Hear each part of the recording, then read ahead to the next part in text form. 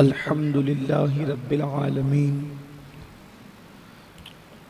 वल आक़िबतु लिल मुत्तक़ीन वस्सलातु वस्सलामु अला सय्यिदिल अंबियाइ वल मुरसलीन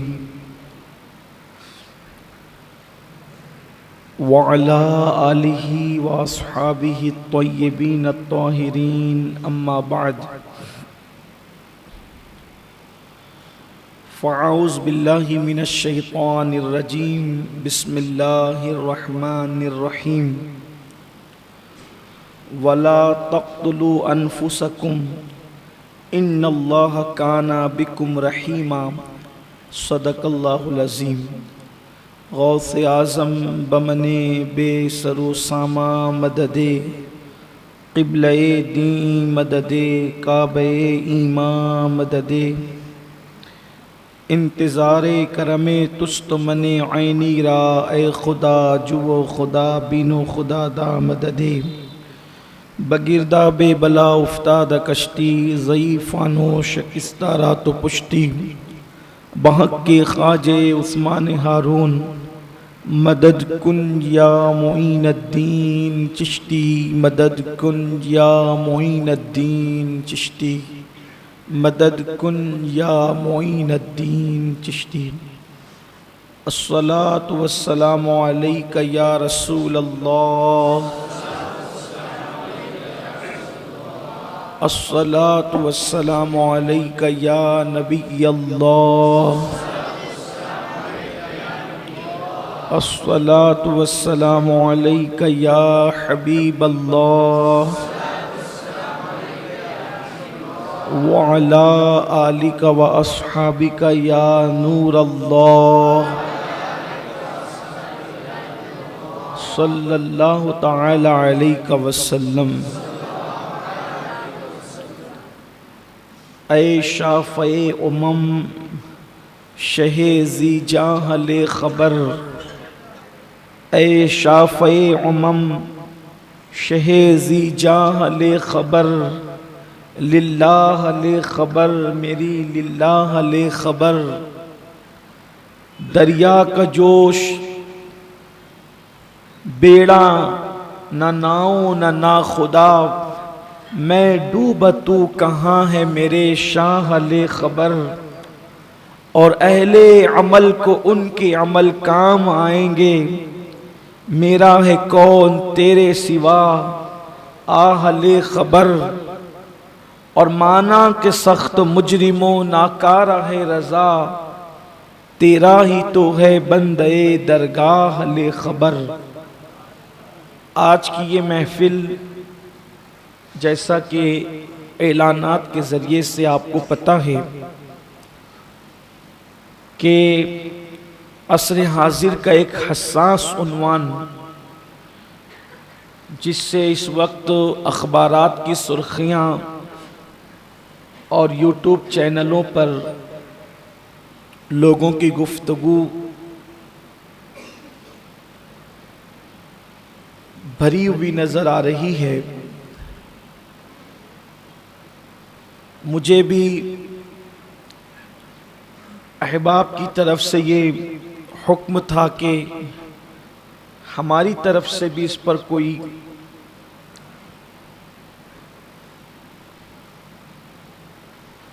रहनुमाई होनी चाहिए। और फिर उन्वान ये तय पाया कि शहर में बढ़ती हुई खुदकुशी की वारदात जिम्मेदार कौन हो। बहुत संजीदगी से कोशिश की जाएगी कि हम इसका जायज़ा लें पहले, चूँकि ये शहर लेवल का प्रोग्राम है, हमारा हफ्तावारी इज्तिमा है। लेकिन अब ये सिर्फ शहर लेवल की बात नहीं है बल्कि ये आलमी मसला बन चुका है। खुदकुशी करना जिसको हमारे अपनी ज़बान में आत्महत्या कहते हैं और आलमी ज़बान में लोग उसको सुसाइड करना कहते हैं, ये एक आलमी मसला है। और मुसलमान इसमें बहुत कम है। अगर आप पूरी दुनिया का 1% निकालें तो खुदकुशी करने वालों की तादाद मुसलमानों के अंदर बहुत कम नजर आती है, इसलिए कि हमारे यहाँ खुदकुशी करने की बड़ी वईद है। क्योंकि हमारे यहाँ खुदकुशी करने की जो वईद है, इस दुनिया के बाद हम खत्म होने वाले नहीं हैं। हमारा अकीदा ये नहीं कि इस दुनिया के बाद हम खत्म हो जाएंगे, बल्कि हमारा अकीदा ये है और हर मुसलमान का अकीदा ये है कि इस दुनिया के बाद एक और दुनिया है और वो दुनिया कभी खत्म नहीं होगी। तो जो खुदकुशी करने वाले लोग हैं, सुसाइड करने वाले लोग हैं, वो इसलिए खुदकुशी करते हैं कि मैं यहां बहुत परेशान हूं, यहां बहुत मुसीबत में हूं, यहां बहुत तकलीफ में हूं, मर जाऊंगा तो आराम पा जाऊंगा।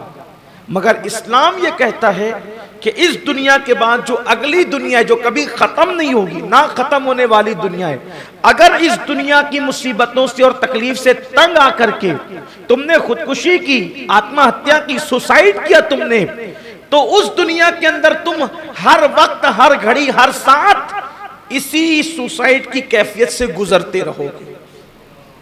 जैसे किसी ने जहर पीकर खुदकुशी की, तो अब उस दुनिया में आपको हमेशा जहर पिलाया जाएगा, फिर मारा जाएगा, फिर जिंदा किया जाएगा, फिर जहर पिलाया जाएगा, फिर जिंदा किया जाएगा, फिर जहर पिलाया जाएगा। यह सिलसिला तुम्हारे साथ किया जाएगा। तो अब चूंकि हमारे नबी सल्लल्लाहु अलैहि वसल्लम का फरमान यह है कि जिस चीजों को भी तुमने सुसाइड के लिए इस्तेमाल किया, वो चीज से तुम्हें हर वक्त तकलीफ दी जाएगी।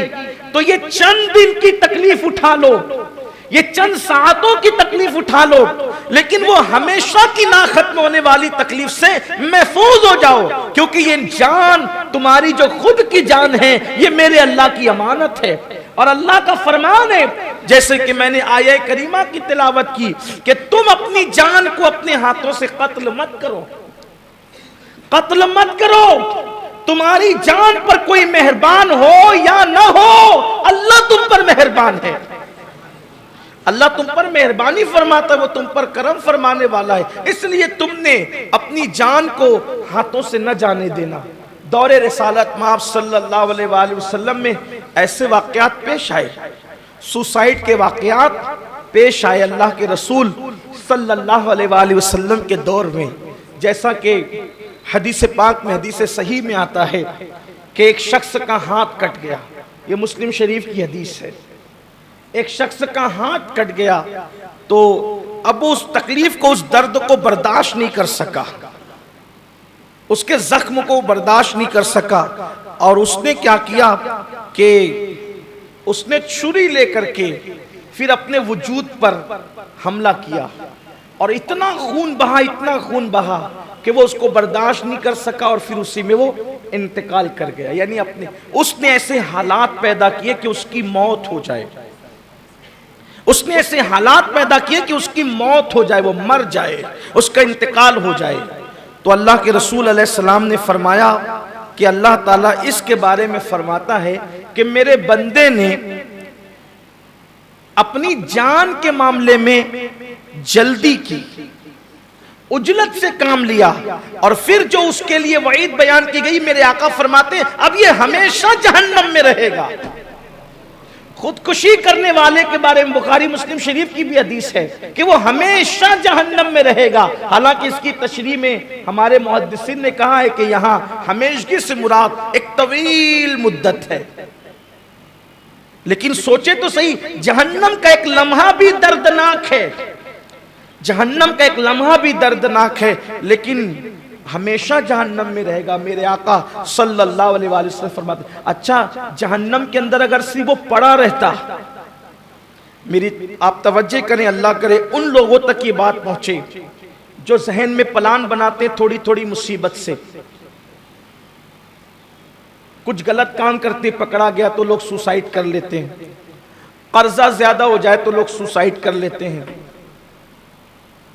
इसी तरीके से टेंशन ज्यादा हो जाए तो लोग खुदकुशी कर लेते हैं।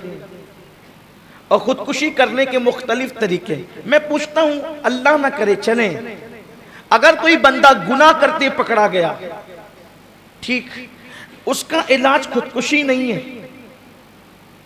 आपसे गुनाह हो गया, आपने किया गुनाह, खुद किया, हो गया, जो भी हुआ, इस्लाम तो बता रहा है ना कि जब शिर्क की मुआफी हो सकती है, एक रास्ता है। अल्लाह फरमाता है अगर किसी ने शिर्क से तौबा नहीं की मैं उसको माफ नहीं करूंगा। सबसे बड़ा गुनाह शिर्क है। जब शिर्क की माफी हो सकती है किससे? तौबा और कलमा पढ़ने से। तो जब शिर्क को माफ हो सकता है तो वो गुनाह क्यों माफ नहीं हो सकता जिस गुनाह की वजह से लोग आपको जलील कर रहे हैं? तो अल्लाह ना करे अगर कोई गुनाह करते हुए आप पकड़ा गए या कुछ हो गया, लोग जलील ही तो करेंगे। आप तौबा करके अपने अल्लाह को मना ले। दुनिया का एतमाद हासिल करने के लिए वक्त लगता है, लेकिन तौबा की बरकत है। अगर अल्लाह ना करे आपसे गुनाह हो गया और आप पकड़े गए, माशरे ने आपका बाइकाट कर दिया, आप जलील हो गए, आप उस गुनाह से सच्ची तौबा कर लो। तौबा की बरकत से अल्लाह तबारक व तआला जो लोग आपका बाइकाट करते हैं, जो आपको जलील समझते हैं, अल्लाह उनके दिल में भी आपकी मोहब्बत पैदा फरमा देगा। यहां पर खुदकुशी करने वालों को यह बताना चाहता हूं, अगर ये ज़हन है कि यार मैंने तो ये गुनाह किया, अब ये गुनाह का दाग कैसे धुलेगा? तौबा कीजिए। एक बात आपसे पूछता हूं, फुज़ैल बिन अयास का जिक्र जब हम करते हैं, इज्जत से करते हैं या हक़ारत से करते हैं? सच बताना। इज्जत से करते, हालांकि हमें पता है पहले वो डाकू थे, डकैती करते थे, मगर इज्जत से क्यों करते? सच्ची तौबा कर ली थी। ये पूरा वाकया जब उनकी डकैती का बयान होता है, किसी ईमान वाले के दिल में जर्रा बराबर उनके लिए हिकारत पैदा नहीं होती, बल्कि मोहब्बत ही पैदा होती है, उल्फत ही पैदा। ये सच्ची तौबा की बरकत है। क्यों? जब अल्लाह ने कह दिया इन्नल्लाह युहिब्बुत तव्वाबीन, हम तौबा करने वालों को अपना महबूब बना लेते हैं, तो जिसको खुदा महबूब बना ले तुम उसको मरदूद कैसे कर सकते हो? इसलिए अगर अल्लाह न करे जिंदगी में कोई गुनाह हो गया और बदनाम हो गए, डरो मत, उसका रास्ता है सच्ची तौबा करो। इसी तरह से टेंशन में आ जाओ, उसका भी रास्ता। टेंशन में आओ, वुजू करो, लाहौल शरीफ पढ़ो। टेंशन का बेहतरीन इलाज है लाहौल शरीफ। कोई 100 मरतबा ला हौला वला कुव्वता इल्ला बिल्लाह अपनी जिंदगी में लाजिम कर ले, इंशाअल्लाह उसको कभी टेंशन बेचैन नहीं करेगा, वो हमेशा पुरसुकून रहेगा। सुकून चाहते हो, लाहौल को लाजिम पकड़ो, क्योंकि मेरे आका सल्लल्लाहु अलैहि वसल्लम फरमाते हैं ये अर्श आज़म के खजानों में से खजाना है। डिप्रेशन का बेहतरीन इलाज लाहौल शरीफ के अंदर है। आपको बताऊं शैतान से बड़ा टेंशन देने वाला कौन होगा? कुरान कहता है इन्ना शैतान लिल इंसानी अदुव्वुम मुबीन, कि बेशक शैतान इंसान का खुला हुआ दुश्मन है। दुनिया में शैतान से बड़ा हमारा कोई दुश्मन नहीं है। अरे जब लाहौल की बरकत से शैतान भी भाग जाता है तो कौन सा दुश्मन नहीं भाग सकता? इसलिए लाहौल को लाजिम पकड़ो, दुरूद शरीफ की कसरत करो, टेंशन दूर होगा, टेंशन का खात्मा होगा। कर्ज का मसला है, आसान है, मेहनत करो, कोशिश करो, काविश करो, और सूरज निकलने से पहले, फज्र की अजान से लेकर सूरज निकलने से पहले 100 मरतबा सुब्हानल्लाहि व बिहम्दिही सुब्हानल्लाहिल अज़ीम व बिहम्दिही अस्तगफिरुल्लाह, इस वजीफे को रोज पढ़ो। मेरे करीम आका की जबान है, मेरे नबी का फरमान है, अगर पहाड़ों बराबर किसी पे कर्जा होगा अल्लाह उसकी भी अदायगी के लिए असबाब पैदा फरमा देगा। माल आने का बेहतरीन जरिया, अगर सबसे ज्यादा मालदार बनना है, मालदार बनने का बेहतरीन वजीफा है सुब्हानल्लाहि व बिहम्दिही सुब्हानल्लाहिल अज़ीम व बिहम्दिही अस्तगफिरुल्लाह। देखो हर नेकी पर कहा गया कि इतना सवाब है, इतना सवाब है, इतना सवाब है, लेकिन ये जो सुब्हानल्लाहि व बिहम्दिही, इस पर हुजूर ने फरमाया मीजान भर के नेकी मिलती है। अरे कहीं ना कहीं से माल का ताल्लुक मीजान से है कि नहीं है? तराजू से है कि नहीं है? तराजू से कौन सी चीज लेते हो? माल ही तो लेते हो, माल ही तो देते हो। गोया कि इशारा किया जा रहा है, अरे नादान, जब इसको पढ़ने से मीजान भर जाता है तो तेरा तराजू कब खाली रहेगा? इसलिए इसको पढ़ने की आदत डालो। बात आगे की तरफ बढ़ाना चाहता हूं तो, लेकिन अगर कोई खुदकुशी करता है टेंशन की वजह से, कर्ज की वजह से, नाकामी की वजह से,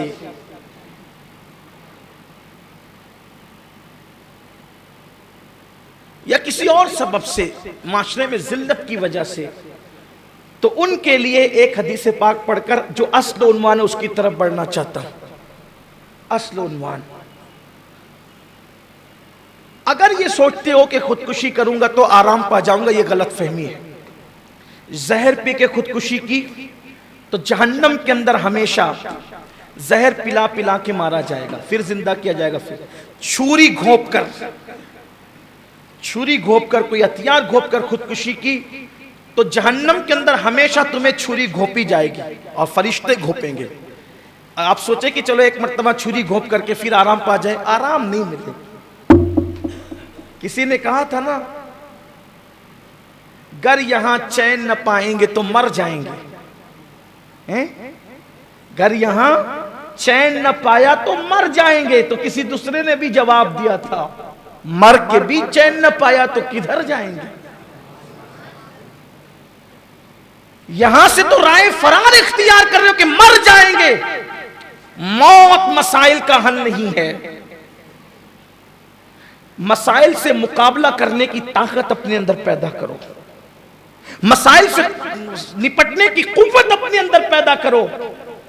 तो मैं अपने जवानों से कहना चाहता हूं, ये नामर्दी मत दिखाना कि मसाइल से परेशान होकर के माअज़ल्लाह अपनी जान दे दो। नहीं, छुरी घोंप करके मरोगे तो हमेशा जहन्नम में छुरी घोंपी जाएगी। कितना दर्दनाक अज़ाब होगा वो। इसी तरह कोई फांसी लेकर के मरेगा, फांसी लेकर, तो अल्लाह के रसूल अलैहिस्सलाम फरमाते जहन्नम की आग में फांसी लटकाई जाएगी और आग से उसको फांसी, आग के फंदों से उसको फांसी दी जाएगी, आग के फंदों से उसको फांसी दी जाएगी। जिसने फांसी ली थी, जिसने रस्सी पर लटका था, सोचो ये रस्सी पे लटकने का दुख तो थोड़ी देर का है, चंद मिनट का है जो खत्म हो जाएगा, लेकिन जहन्नम के अंदर जो आग की रस्सी से बार बार लटका करके फांसी दी जाएगी, उसके लिए किसके पास मदद तलब करोगे? उसके पास कहां जाओगे? उसके लिए किसके पास जो हाथ फैलाओगे? ये तो अल्लाह के हबीब गैब नबी सल्लल्लाहु अलैहि वसल्लम ने फरमाया। इसलिए चंद लम्हों के आराम के लिए ना खत्म होने वाला अज़ाब मोल मत लो। वहां का जहर कितना दर्दनाक होगा, वहां की छुरी कितनी दर्दनाक होगी, वहां के फांसी की आग के फंदे कितने दर्दनाक होंगे। और इससे बड़ी बात मेरे अल्लाह ने इरशाद फरमाया कि मैं ऐसे लोगों पे लानत करता हूं और मैंने खुदकुशी करने वालों पर जन्नत को हराम कर दिया है। जन्नत हराम है खुदकुशी करने वालों पर, इसलिए न करना, मत करो।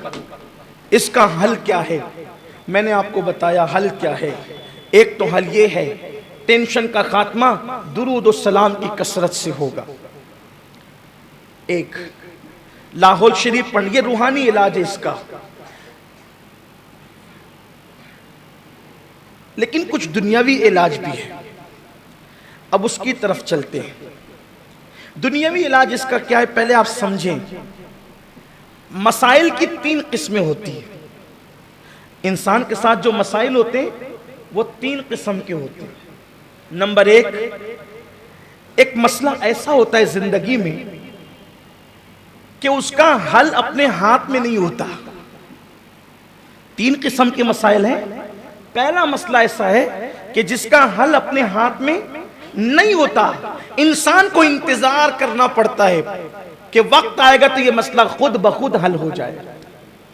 आप हल करने जाओगे परेशान रहोगे, जितना उसको हल करने की कोशिश करोगे उतना परेशान रहोगे। तो उसके लिए क्या करना पड़ता है? इंतजार करना पड़ता है। वक्त आने पर यह हल होगा। जैसे किसी को रिश्ता नहीं आ रहा है, एक मसला है, मर्द हो या औरत, रिश्ता उसको नहीं आ रहा है तो उसकी मर्जी का नहीं आ रहा है। अब वो क्या करे? परेशान है, इधर उधर उधर हाथ मार रहा है, खूब परेशान हो रहा है, परेशानी बढ़ती रहेगी। ऐसा मत कीजिए। आपको अगर मसला दरपेश है, आप इंतजार, स्वालेह तौर पर सही रास्ता चलकर रिश्ता ढूंढिए आप, और इंतजार कीजिए कि जब वक्त आएगा ये मसला हल हो जाएगा। ये हल होने वाला, इसको हल होना है, लेकिन ये वक्त से पहले आपकी कोशिश से हल नहीं होगा। अगर आप सोचें कि अपना रिश्ता किसी के भी साथ दुपट्टे में बांध ले, नहीं हो सकता। मेरे इमाम कहते हैं रजा, हर काम आराम का एक वक्त है, दिल को भी आराम हो ही जाएगा। वक्त आने दो, वक्त से पहले कोई चीज तलब मत किया करो, वक्त से पहले किसी चीज को मांगा मत करो, वक्त से पहले किसी चीज में उजलत मत किया करो, इंतजार करो, अपने अल्लाह पे भरोसा करो, अपने अल्लाह पे एतमाद करो, वक्त आएगा तो होगा। तो अगर रिश्ता नहीं तय होता है, हंगामा करने की जरूरत नहीं है, साले तौर पर सही पाथ से, सही रास्ते से ढूंढिए जो तरीके हैं, मगर इंतजार कीजिए वक्त आने का। वक्त आएगा तो मसला हल हो जाएगा। नंबर एक, ये ऐसे इस तरह के और भी मसाइल, नौकरी नहीं मिल रही है, कोशिश कीजिए, कोशिश कीजिए, वक्त आने पर वो हल हो जाएगा। ये हो गया। नंबर दो, दूसरा मसला वो होता है कि उसका हल अपने हाथ में नहीं होता और उसका सोल्यूशन का और उसके हल का कोई वक्त भी नहीं आता, तो उसको ऐसे ही छोड़ देना पड़ता है। छोड़ दो उसको, उसमें मगजमारी करके टेंशन मत लो। कुछ मसाइल ऐसे हैं कि जिसका कोई हल ही नहीं है। किसी मुफक्किर ने बहुत खूबसूरत बात कही थी कि अगर छत की घर गिर रही हो, खूबसूरत बात है, माजी करीब के एक मुफक्किर ने बहुत अच्छी बात की थी, कोई मजजूब उसने कही थी ये बात, मजजूबियत छाई रहती थी उस शख्स पर, लेकिन बात बड़ी खूबसूरत की। उसने कहा कि अगर छत गिर रही हो भागो, छत गिर रही हो भागो, बच जाओगे, लेकिन आसमान गिर रहा हो रुक जाओ। आसमान अगर गिर रहा हो तो क्या करोगे? छत गिर रही हो तो भागने से बचोगे, आसमान गिर रहा हो तो क्या करोगे? अब कहीं भी भागो, भाग तो सकते नहीं, और रुक जाओ, अब तू जो चाहे वही हो। उसका कोई हल नहीं है। एक मसला वही जिसका हल है, वक्त आने का इंतजार करो, परेशान नहीं होना। दूसरा यह कि जिसका कोई हल ही नहीं है, उसके लिए परेशान नहीं होना, उसके लिए राजी रहो। वो बिल्कुल ऐसे ही जैसे आसमान गिर रहा हो, उसके लिए आसान मिसाल, आपका रंग काला है, आप गोरे होने की कोशिश ना करें, हो नहीं सकते, हो जाएंगे, हो जाएंगे, नहीं होंगे। आपके अब्बा किसी ऐसे बिरादरी से ताल्लुक रखते जिसे आप पसंद नहीं करते, आप बदल सकते, ये आसमान गिरने के मुतरादिफ है। ये आप समझ रहे मेरी बात को? तो कुछ मसाइल ऐसे हैं जिन पर आपको टेंशन नहीं लेना, बस उस पर राजी हो जाना है, ठीक है यही होगा। अब बदल नहीं सकते, कुछ चीजें तब्दील नहीं कर सकते, तब्दील करोगे भी तो बदलने में कामयाब नहीं हो सकते। तीसरा मसला वो होता है जिसका हल हमारे हाथ में होता है, और यही किस्म के मसाइल लोगों के साथ ज्यादा है। तीसरा हल हमारे हाथ में होता है और ये किस्म के मसाइल ज्यादा हैं। अब उसके हल का तरीका क्या है? नंबर एक, जो मसाइल आ जाएं, जैसे कि रोजी का मसला, मैं मालदार नहीं बन पा रहा हूं, इसका हल मेरे हाथ में, मेहनत ज्यादा करूं, कोशिश ज्यादा करूं। माल कमाना कोई मुश्किल नहीं है, आप 8 घंटे ड्यूटी करते हैं, 12 घंटे कीजिए, माल आएगा। खर्चा अपना कम कर दीजिए, माल आएगा। यही मालेगांव में मैंने अपने बचपन से लेकर अब तक की जिंदगी में, इस वक्त मेरी उम्र 37 साल की शुरुआत रनिंग है, अब मई आएगा इंशाल्लाह तो 37 साल मेरी जिंदगी के पूरे हो जाएंगे। लेकिन मैंने अपनी बचपने की जिंदगी से लेकर अब तक देखा कि दूसरे इलाकों से लोग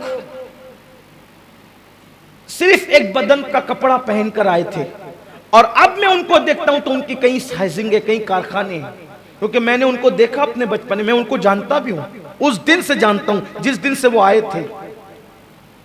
वो बिस्सी में खाते थे और वो मालेगांव की प्रॉपर आवाम से ज्यादा डबल ड्यूटियां करते थे, मेहनत करते थे। बल्कि आज हम देख रहे हैं कि जिसके कारखाने में वो काम करते थे, उनकी औलादें अब उनके कारखाने में काम कर रही है, उनकी साइजिंगों में काम कर रही है। मेहनत उस मंजिल पर पहुंचाती है, मेहनत उस मकाम पर पहुंचाती है। तो ये अगर आपके साथ मामला है कि आपकी रोजी में तंगी है, आपकी रोजी का कोई मसला, आप मालदार बनना चाहते हैं, कोशिश ज्यादा कीजिए, मेहनत ज्यादा कीजिए, काविशें अपनी ज्यादा कीजिए, इंशाअल्लाह बरकत होगी। और एक बात हमेशा याद रखना, फरमाया गया मन जद्दा वजदा, जिसने कोशिश की उसने पा लिया।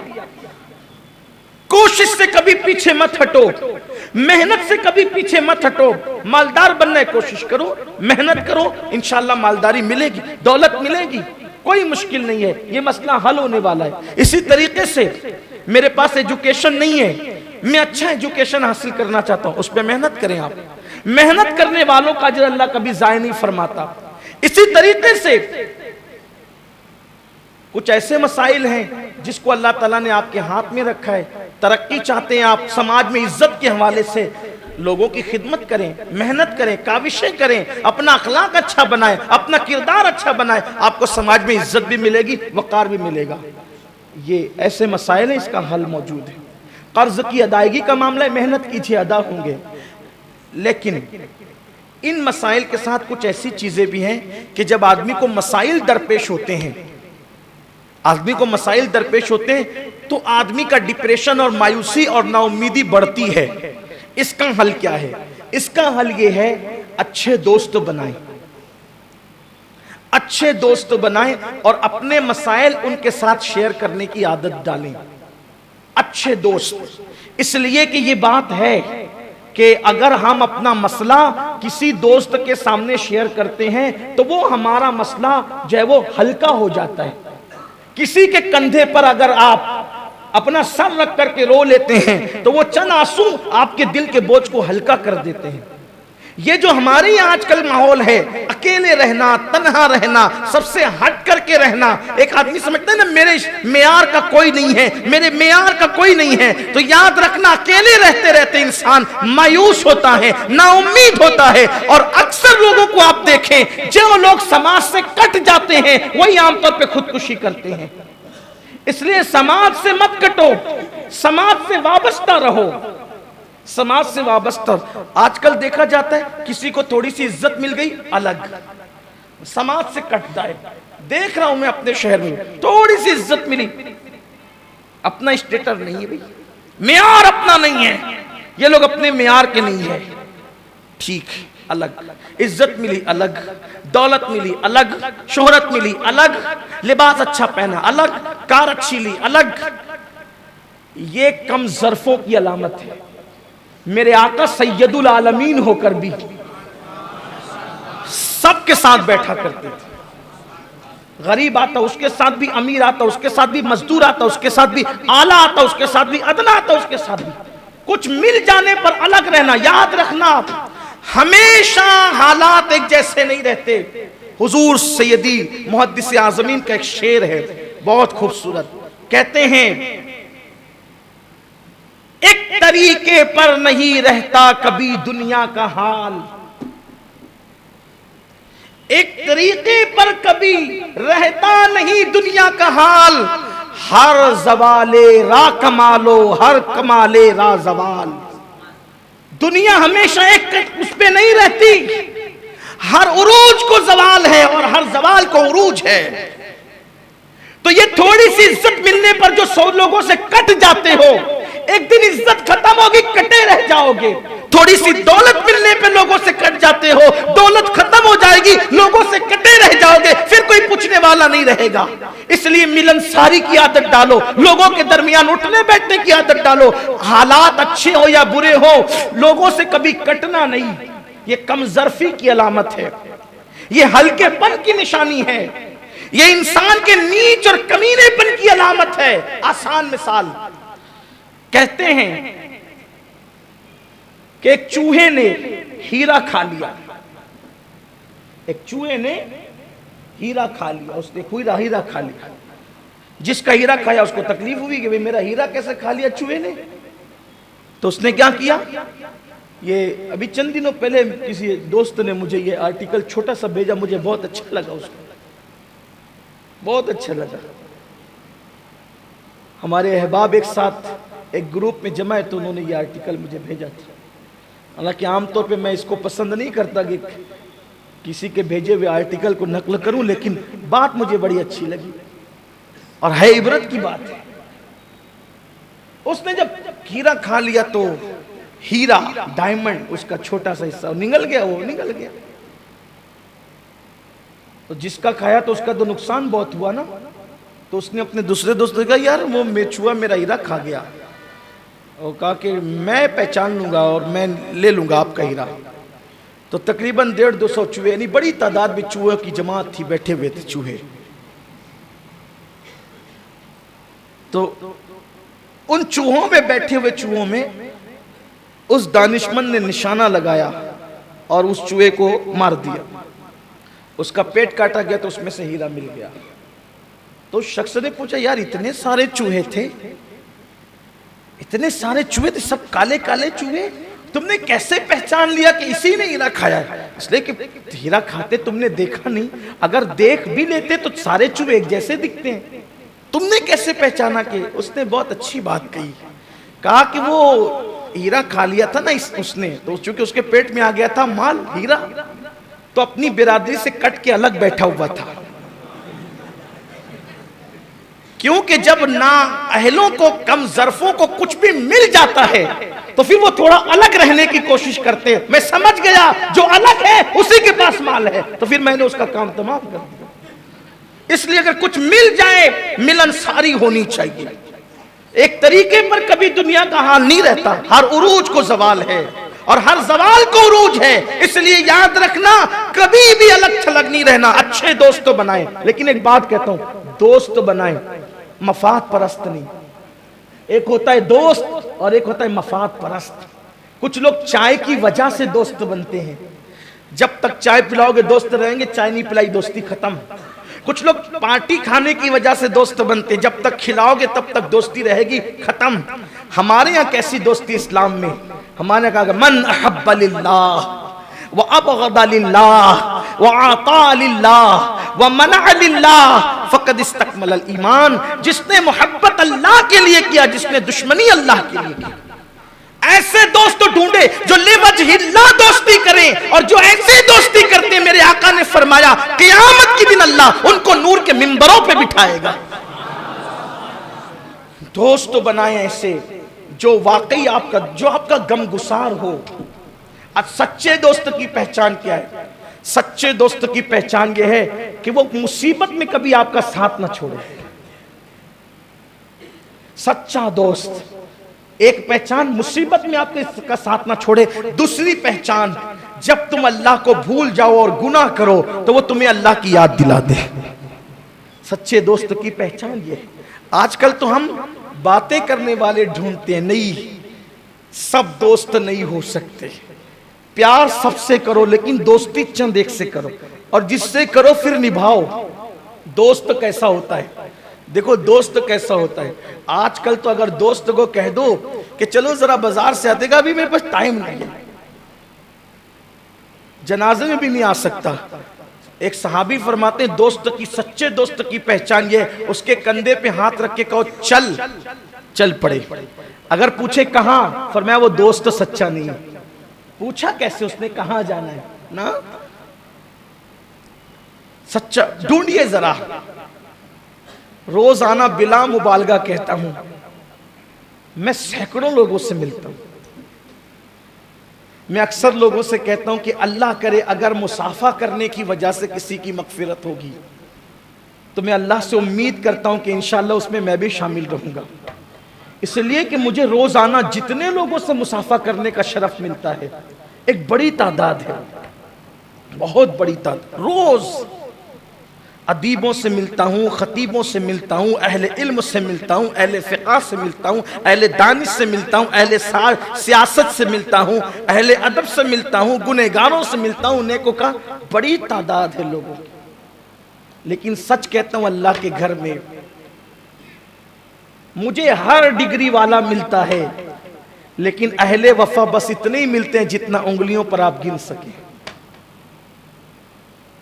वफा वाले बहुत कम रह गए दिल में। दुनिया में वफा कहां है?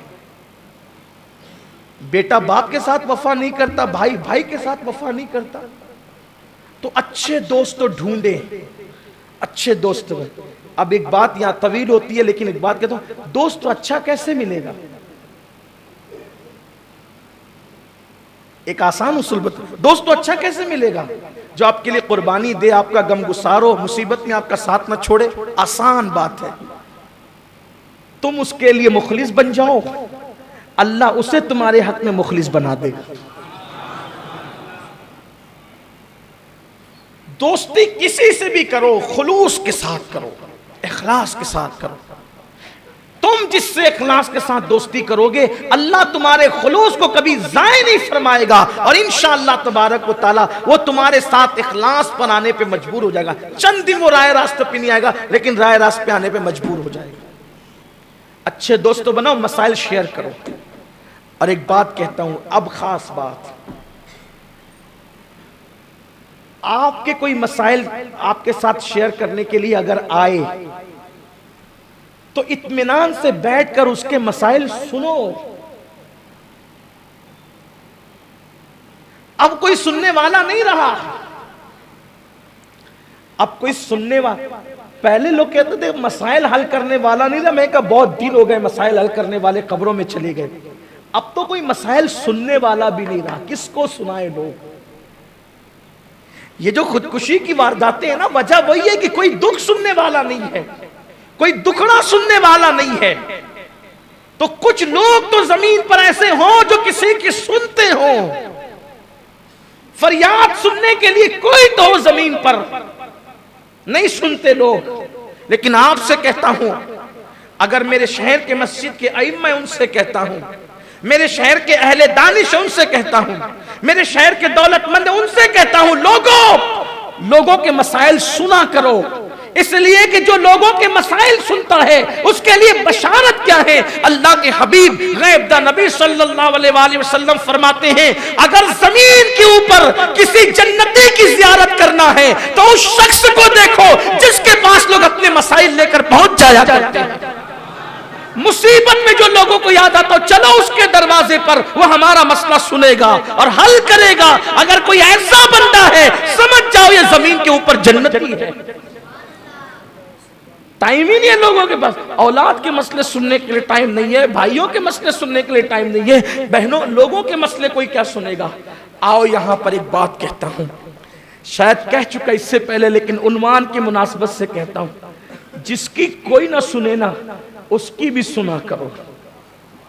हो सकता है तुम किसी की सुन लो और उसका दिल हल्का हो जाए, तो कोई एक जान खुदकुशी से बच जाए। मैं समझता हूं कि जो लोग खुदकुशी करते हैं शायद उनकी कोई सुनता नहीं है, उनको कोई तसल्ली नहीं देता है, कोई उनको अपनाता नहीं है। जब वो समझते हैं कि हमारा कोई नहीं रह गया तो मौत का रास्ता इख्तियार करते हैं, हालांकि वो गलत करते हैं। हमेशा का जहन्नमी अज़ाब वो बोल लेते हैं, लेकिन कहीं ना कहीं जिम्मेदार हम हैं। एक औरत, एक लड़की अगर जुमा करने के लिए आ रही है और वो अपना हाल दिल अपने भाई को सुनाना चाहती है, भाई तो फिल्म में गया। जुमा के दिन मेरे शहर वालों का 6 से 9 और 9 से 12 फिल्म में गुजरता है।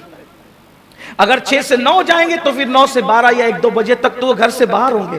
बहन आकर जब तक चली नहीं जाती है, जनाब घर आएंगे नहीं, सुनाएगी किसे? हफ्ते भर सब लोग काम में मसरूफ रहते हैं, कोई एक दिन तो आए कि सब भाई एक साथ बैठ करके मसाइल शेयर करें, आपस में मसाइल हल करें, आपस में एक दूसरे को नहीं हल कर सकते, एक दूसरे को तसल्ली तो दें।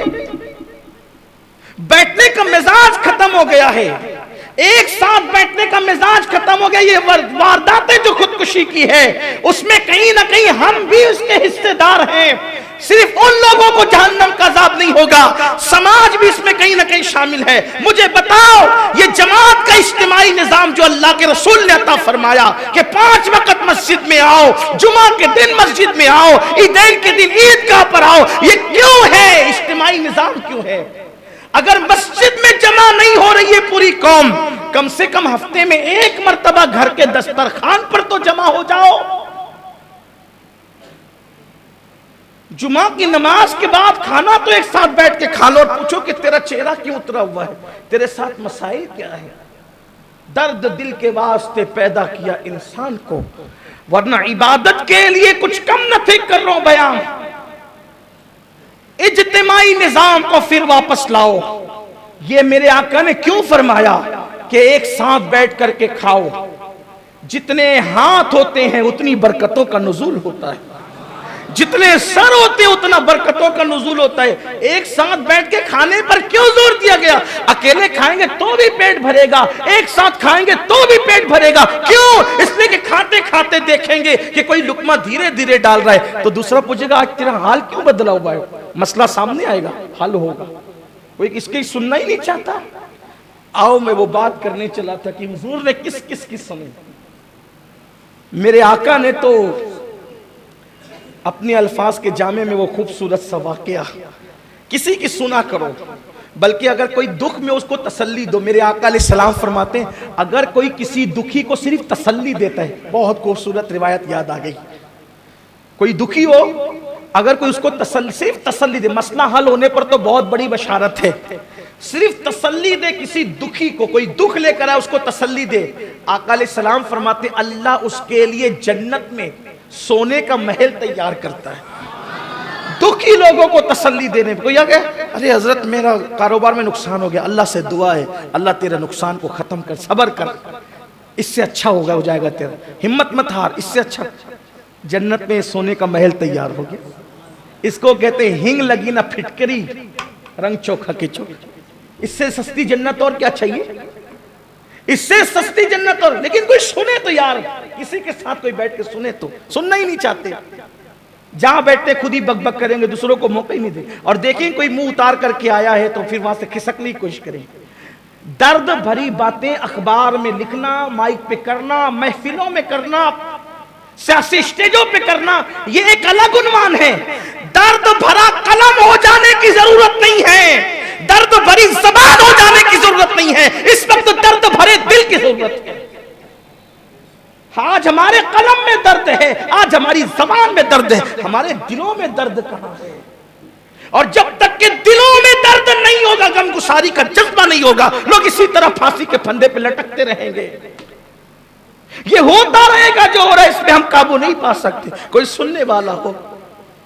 इसीलिए आप देखें अल्लाह के हर वली को देखें, वो अपने दौर में कभी आपको तहज्जुद गुजार मिले ना मिले, मैं बहुत जिम्मेदारी से कह रहा हूं, कभी वो तहज्जुद गुजार मिले ना मिले, लेकिन वो लोगों के फरियाद रस आपको जरूर मिलेंगे। इसलिए कि तहज्जुद उस मकाम पर नहीं पहुंचाती जो लोगों की फरियाद रसी पहुंचाती।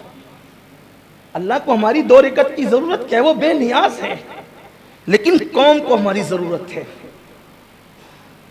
एक मर्तबा मेरे आका अलैहिस्सलाम खिताब फरमा रहे, दौरान खिताब एक आवाज आती है, ए मोहम्मद रूही फिदा सल्लल्लाहु अलैहि वसल्लम, मुझे आपसे काम है।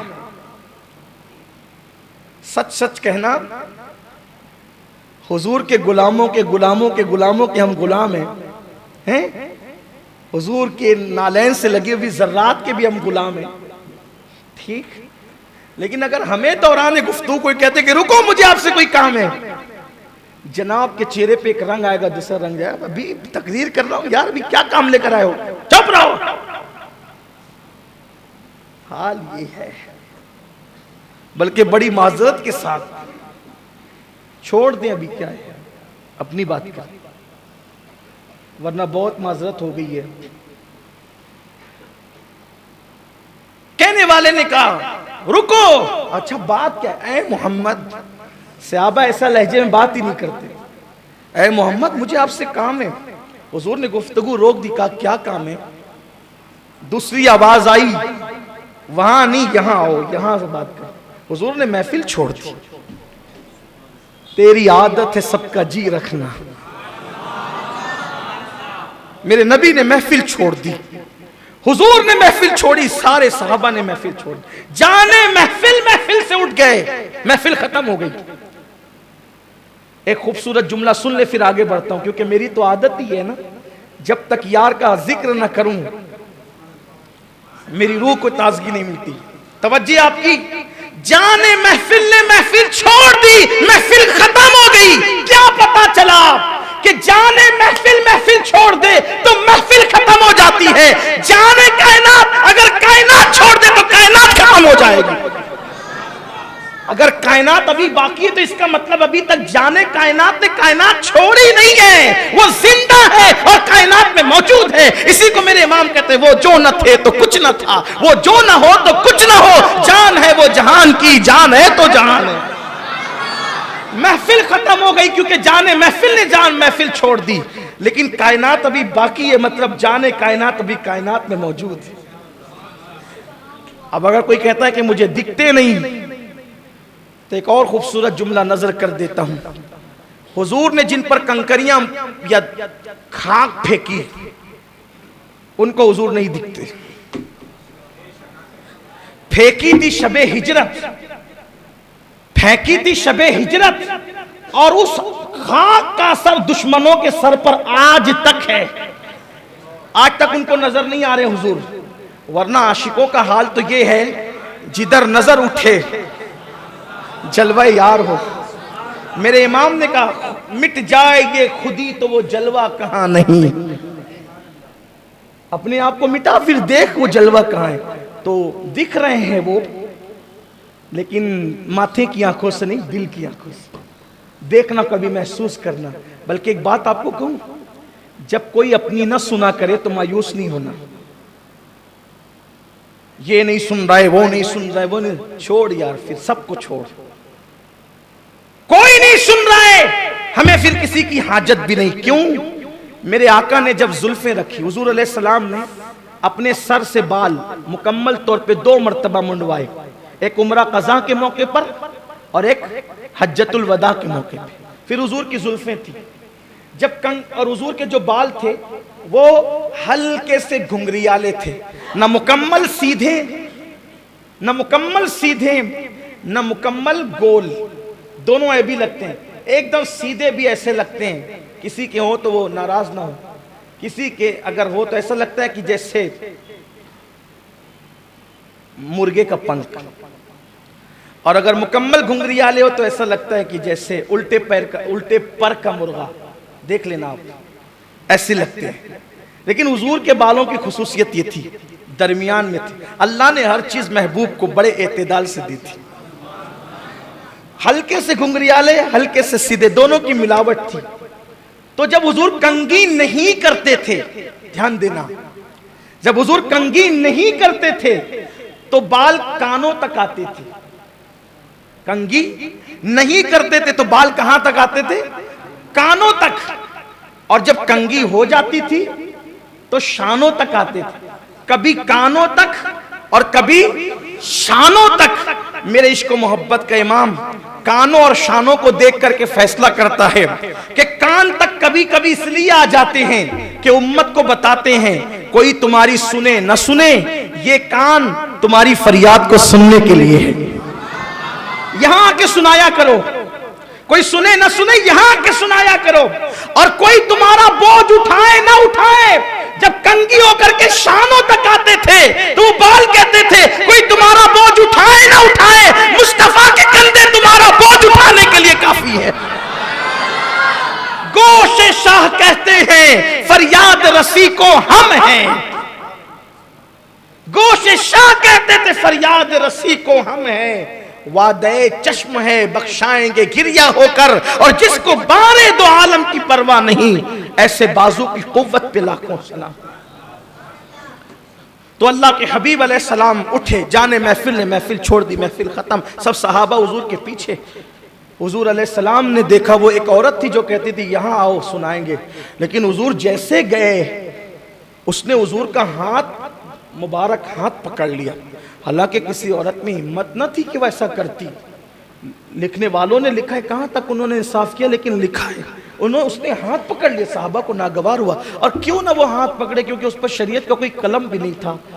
खैर से वो औरत पागल थी, मदीने की पागल थी, उसने हाथ पकड़ लिया और हुजूर अलैहि सलाम को वो लेकर के चलने लगी, और मदीने शरीफ की गलियों में लेकर इधर उधर फिरने लगी, और हुजूर उसके साथ साथ चलने लगे।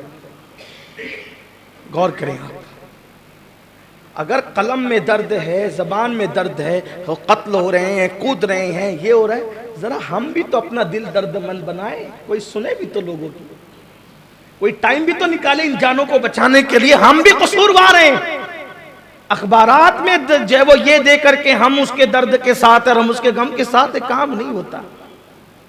हम आपके दुख में बराबर के शरीक है, क्या बराबर के शरीक है? वहां तो मातम कटा बना हुआ है और आप तो नाच गाने की महफिलें सजा रहे, कौन से बराबर के दुख में शरीक है? झूठ बोलते हो। जिन्हें दुख होता है फिर वो ऑर्केस्ट्रा की महफिलें थोड़ी करते हैं, जिन्हें दुख होता है फिर वो औरतों को बुला के मुशायरे थोड़ी करते हैं। क्या जनाब झूठ फसाद हो रहा है सब। फिर कहता हूं कलम और जबान के दर्द की जरूरत नहीं है, और ना कलम में दर्द होता है ना जबान में दर्द होता है। दर्द तो दिल में अंदर होता है, और ये ऊपर से नहीं मालूम होता, ये तो इसका अंदर से ताल्लुक है। और ये सिर्फ अल्लाह ने, मैं देख रहा हूं कि कुछ हीरो लोग भी बोल रहे हैं खुदकुशी पर। हम कहते हैं जनाब कहीं ना कहीं आप लोगों का भी इसमें असर है। आप अगर फिल्मों के अंदर खुदकुशी करना न सिखाते, ये भी फिल्मों का भी असर है, सीरियलों का भी असर है। बोली अच्छी बात है, लेकिन जरा कौम को कोई राह दीजिए। बोलने से काम नहीं, यहां तो सभी बोलते हैं, बोलने के लिए पैदा हुए बोलते हैं, कोई रास्ता भी तो बताओ।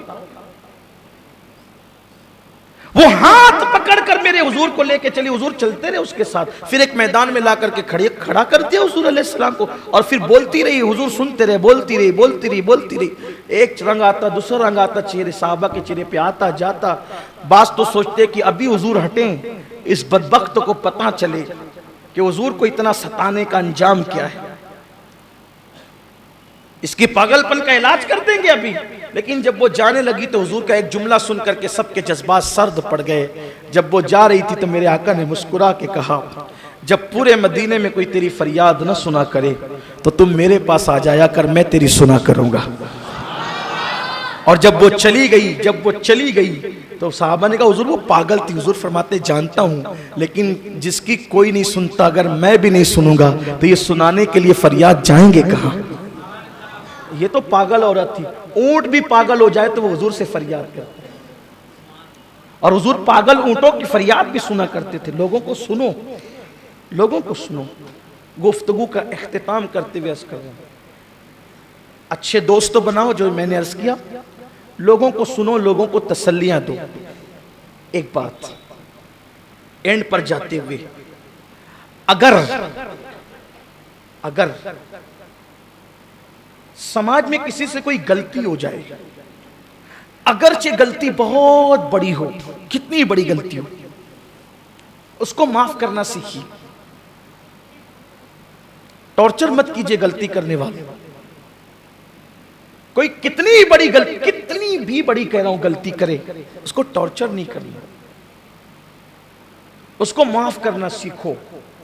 मेरे आका अलैहिस्सलाम ने फरमाया तुम्हारा भाई अगर एक दिन में 100 बार गलती करे, उसको 100 बार माफ करो। अस्की हुजूर हम 100 बार माफ करें तो अल्लाह कितनी बार माफ करता है? आका फरमाते तुम्हारे यहां 100 की गिनती है, तुम जब जब गलती करते हो मेरा अल्लाह तुम्हें तब तब माफ करता है। माफ करना सीखो। और अगर कोई गलती करे तो लोगों के सामने उसको जलील मत करो, तू ऐसा तू ऐसा, तू इज्जत नफ्स का ख्याल करो। कोशिश करो सालेह तौर पे उसकी इस्लाह करनी। मेरे आका कैसे इस्लाह करते थे? कैसे इस्लाह का अंदाज क्या था? गलती करके आने वाला इधर खड़ा है और चेहरा मुबारक इधर होता था, कहते थे उस कौम का क्या होगा जिस कौम में ऐसी गलती करने वाले लोग मौजूद हैं। समझ जाता था इधर वाला बात किससे हो रही है, या तो टारगेट कर दे। खुद 50 गलतियां करके आया है, रात को पता नहीं रात कैसे गुजारी है, और आस्तीन चढ़ा के कहते तू तो ऐसा, तू अरे छोड़ ये। सैयदुल मासूमीन का तरीका क्या है? सैयदुल मासूमीन का तरीका क्या है? एक शख्स आता है, या रसूलल्लाह मैंने जिना किया है, मुझ पे हाथ लगाएं। हुजूर ने फरमाया जा यहां से, तूने जिना नहीं किया होगा। जिसकी निगाह से खुदा की जात ना छुपी, उसकी निगाह से किसी के जज्बात और मामलात क्या छुप सकते थे? लेकिन सैयदुल मासूमीन कानून दे रहे, जा तूने नहीं किया होगा। वो कहता है हुजूर मैंने जिना किया है। तो सरकार फरमाते तूने ऊपरा ऊपरी कुछ मामला किया होगा, जा यहां से। उसने कहा हुजूर मैंने जिना किया है, मुझे हद लगा के पाक कर दे। पता है क्या कहा? आका फरमाते हैं ये नशे में तो नहीं है, नशे में तो नहीं बकबक कर रहा है, गलत बात तो नहीं कर रहा है। लोगों ने मुंह सूंघा, नहीं हुजूर ये नशे में भी नहीं है। फरमाया इस पे पागलपन का दौरा तो नहीं पड़ता है कि पागलपन की वजह से ऐसा कर। वो आके खुद कह रहे कि मैंने ऐसा किया है, और हुजूर पर्दे डाले जा रहे हैं, और यहां किसी के बारे में कोई सबूत नहीं है। कुरेद रहे, जलील कर रहे। सुन लो, मेरे नबी ने फरमाया जब तक कि तुम अपने भाइयों के ऐबों पे पर्दा डालते रहोगे, अल्लाह तुम्हारे ऐबों पे पर्दे डालेगा। जब तुम लोगों से पर्दे उठाओगे, अल्लाह तुमसे पर्दे उठा के तुम्हें जलील कर देगा। सैयदुल मासूमीन पर्दे डालते हैं, और यहां खुद गुनाहों के दलदल में डूबे हुए लोगों से पर्दे उठाते हैं। ये भी एक वजह है सुसाइड की, लोगों को जलील करने से लोग मरते हैं। खुदा के लिए ऐसा मत करो। जाने जो कर रहे हैं वो गलत कर रहे हैं, फिर कह रहा उनकी तायद नहीं करता, लेकिन हम कहीं ना कहीं उसमें शामिल हैं, हम कहीं ना कहीं उसमें शामिल है, उसमें कहीं ना कहीं हिस्सेदार हम भी हो रहे हैं।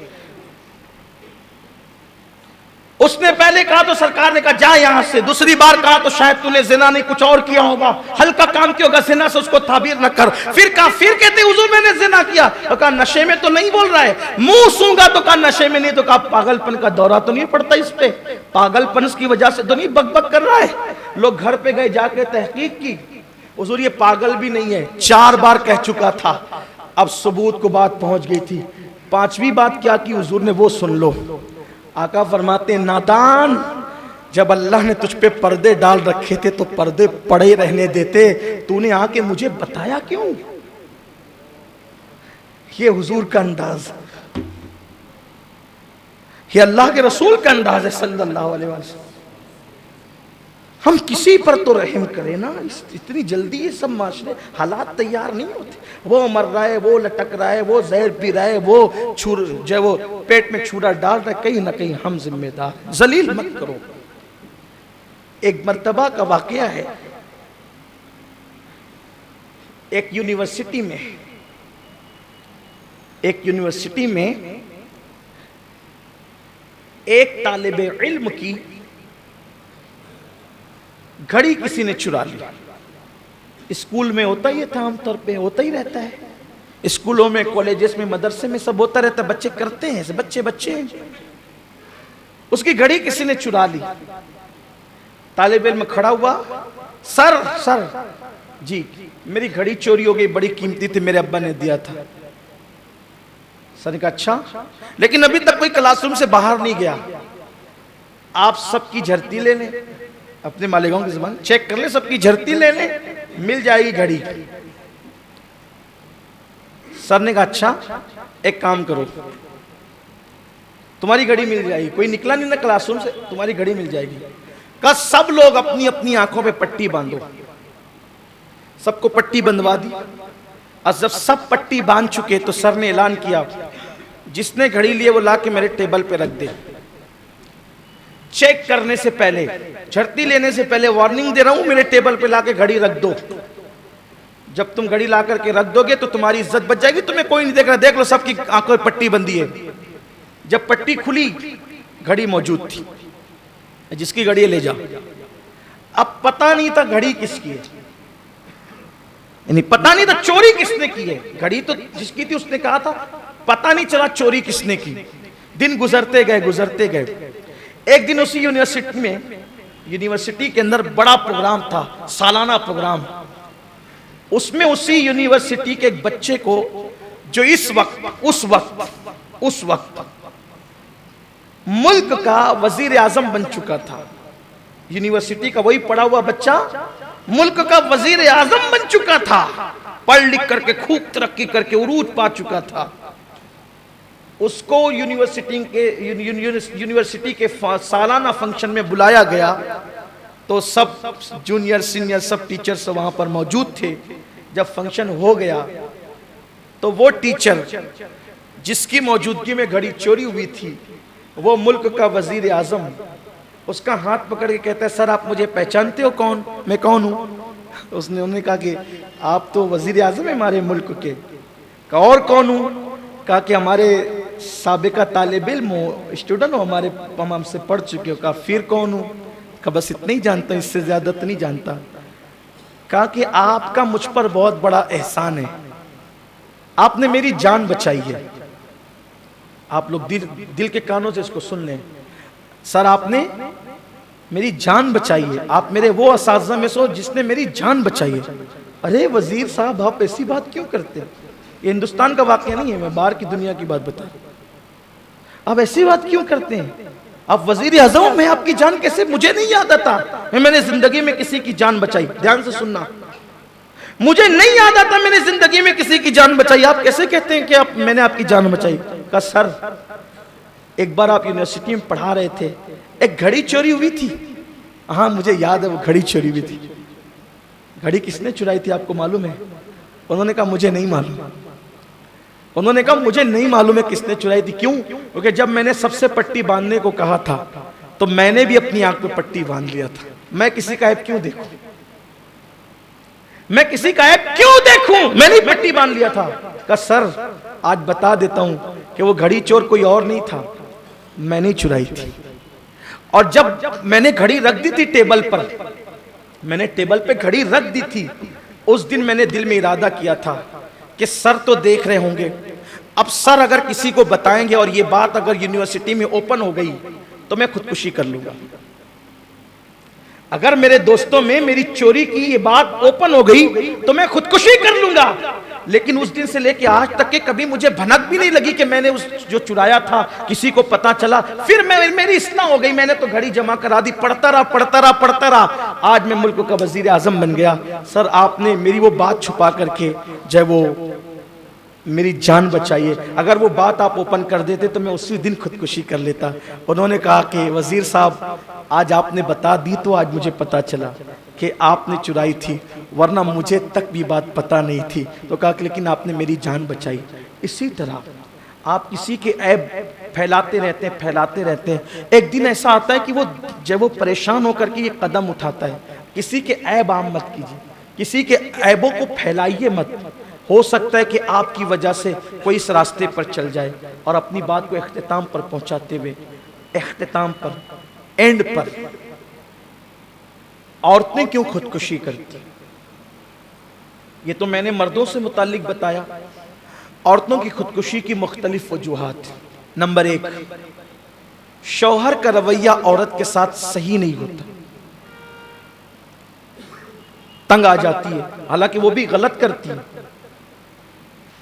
एक शौहर को अपनी बीवी के साथ कैसे रहना चाहिए? मैं देख रहा हूं जो लोग मस्जिद में 5 वक्त हाजिर रहते हैं उन लोगों के मुतालिक भी सुना गया कि बहुत अच्छा घर पे उनका रवैया नहीं है। जिनके हाथ में बहुत देर तक के मैं तस्बीह हिलते हुए देखता हूं, मुझे पता चलता है कि उनके रवैये बहुत घर पे अच्छे नहीं। बल्कि जो बीवी के साथ अच्छा रहता है लोग उसको बीवी का गुलाम भी कहते हैं। हालांकि गुलामी करना भी नहीं चाहिए, भी क़यामत की निशानियों में से एक निशानी। जी हुजूर आप जैसा कहें वैसा, ये भी नहीं हो।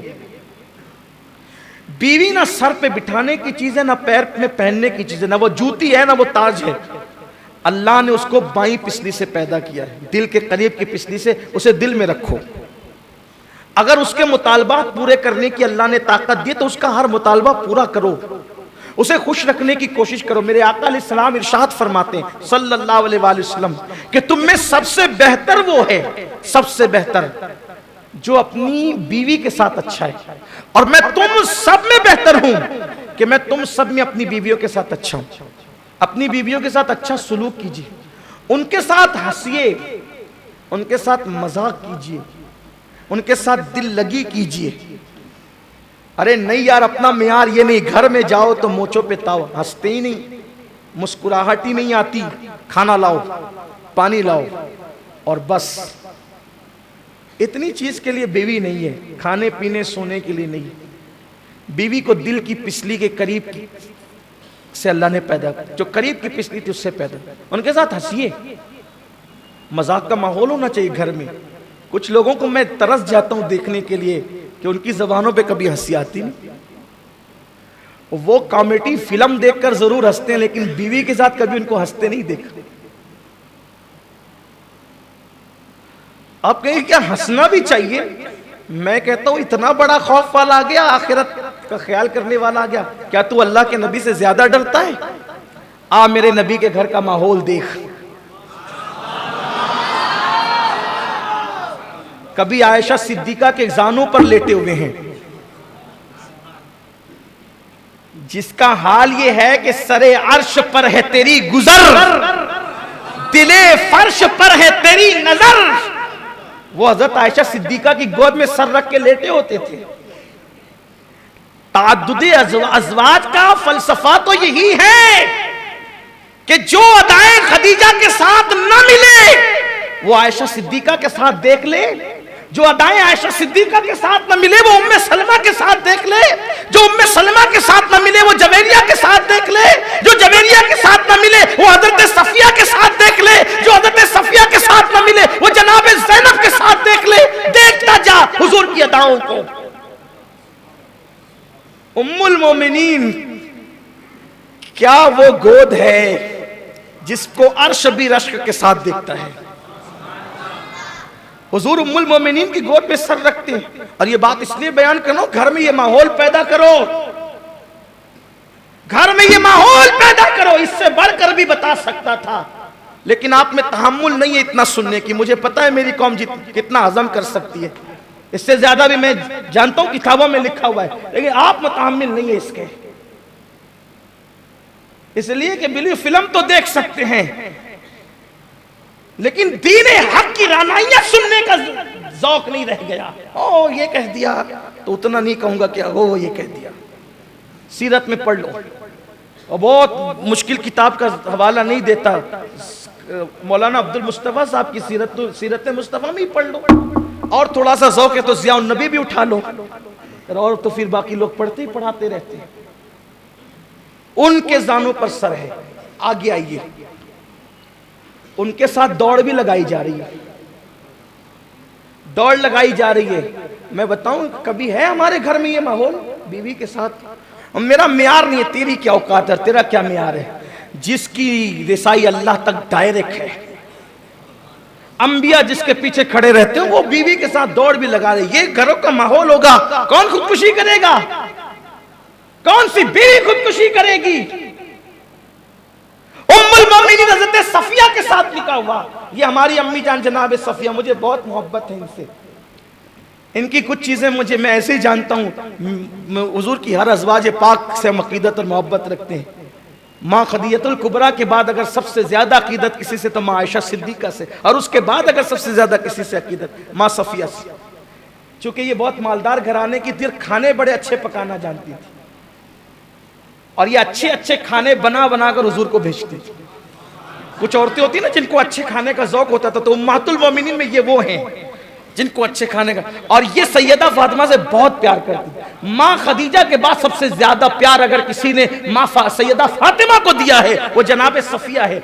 एक मर्तबा सैयदा फातिमा पहली बार मिलने आई तो उस दिन उन्होंने जितने ज़ेवरात पहन रखे थे, सर से लेकर पैर तक ज़ेवरात में लदी हुई थी, सब के सब उतार कर दे दिया। कहा आज से आप तो मेरी बेटी है ना, इसलिए मैं आपको ये नजर करती हूँ। सफिया, अगर अल्लाह घर में आपके बेटी दे तो उसका नाम सफिया जरूर रखिएगा, इस निस्बत से कि हमारे नबी की बीवी सफिया। ये इनका ताल्लुक जो था यहूदी कबीले से, और बल्कि एक दिन अम्मा आयशा ने कह दिया और तू तो यहूदी की बेटी है। ये रोने लगी है? रोने लगी, मुझे यहूदी की बेटी कह दिया, मुझे यहूदी की बेटी कह दिया। हुजूरा क्यों रो रही हो? हम आए तो रो रही होगी बेचारी, है ना, लेकिन हुजूर की शान में क्यों रो रही हो? मुझे आयशा ने कहा तू तो यहूदी की बेटी। आयशा ने भी कहा, हफ्सा ने भी, दोनों ने मुझे यहूदन कहा, यहूदी की बेटी है। हुजूर फरमाते तुमने कोई जवाब नहीं दिया उसको? नहीं या रसूलल्लाह, आप जवाब दो उनको। कहा हुजूर मैं क्या जवाब दूं? फरमाया कि बोलो ना कि मैं तो मूसा और हारून की औलाद हूं, अंबिया की बेटी हूं ना, बनी इसराइल में से, अंबिया की औलाद में से, आले नबी हूं मैं। वो मुस्कुरा पड़ी, क्या अच्छा जवाब सिखाया, घर का मसला हल किया। ये चीज होती, दौड़ रहे। और माँ आयशा सिद्दीका के साथ माँ सफिया की बात चल रही थी, उनके साथ निकाह हुआ। असल में निकाह की वजह ये बनी, अर्ज करूं ना बात है? समेट लूंगा लेकिन अर्ज करता हूं, उन्वान बहुत अच्छा आ गया भाई। जो खुदकुशी करते हैं अल्लाह करे वो ना करें, लेकिन कम से कम जो नहीं करते उनके लिए भी तो ये जरूरी चीज है ना, जिनके यहाँ नहीं हो रहा है, अल्लाह करे किसी क्या ना हो। और एक बात कहता हूं, खुदकुशी करने वाला खुदकुशी करेगा, किसका क्या जाएगा? लोग 3 दिन रोएंगे, चुप बैठ जाएंगे। तू तो गया अपनी जान से, कितना कीमती सरमाया तेरा चला गया। ऐसे काम मत करो, तौबा करो, ऐसे इरादे से भी तौबा करो। नहीं करना किसी को खुदकुशी, और किसी को करने में नहीं देना इंशाल्लाह। लेकिन अगर किसी को खुजा करके आई हो तब कोई क्या कर सकता है? नहीं, बात यही तो है। रोकने वाले रोकेंगे, बोलने वाले बोलेंगे, लेकिन करें क्या? करेंगे क्या? मसाइल का हाल इस्लाम में मौजूद है। लोग दिल से करीब आना नहीं चाहते। लोग कहते हैं कि भूख की वजह से मर गए। मैं कहता हूं, अगर तूने रसूलुल्लाह की भूख याद कर ली होती तो तू भूख की वजह से कभी फांसी न लगाता। सहाबा खंदक खोद रहे हैं, सहाबा खंदक खोद रहे हैं। खंदक खोदते खोदते सहाबा के पेट पे एक पत्थर है, आते या रसूल अल्लाह, हमने तो एक पत्थर बांध लिए, पेट पे इतनी भूख लगी है। मेरे नबी ने चादर हटाई तो सबके सवालात खत्म हो गए, ज़बानें बंद हो गई, क्योंकि लोगों ने अपने पेट के एक पत्थर दिखाए थे। मेरे नबी के पेट पे उस दिन 2 पत्थर बंधे हुए थे।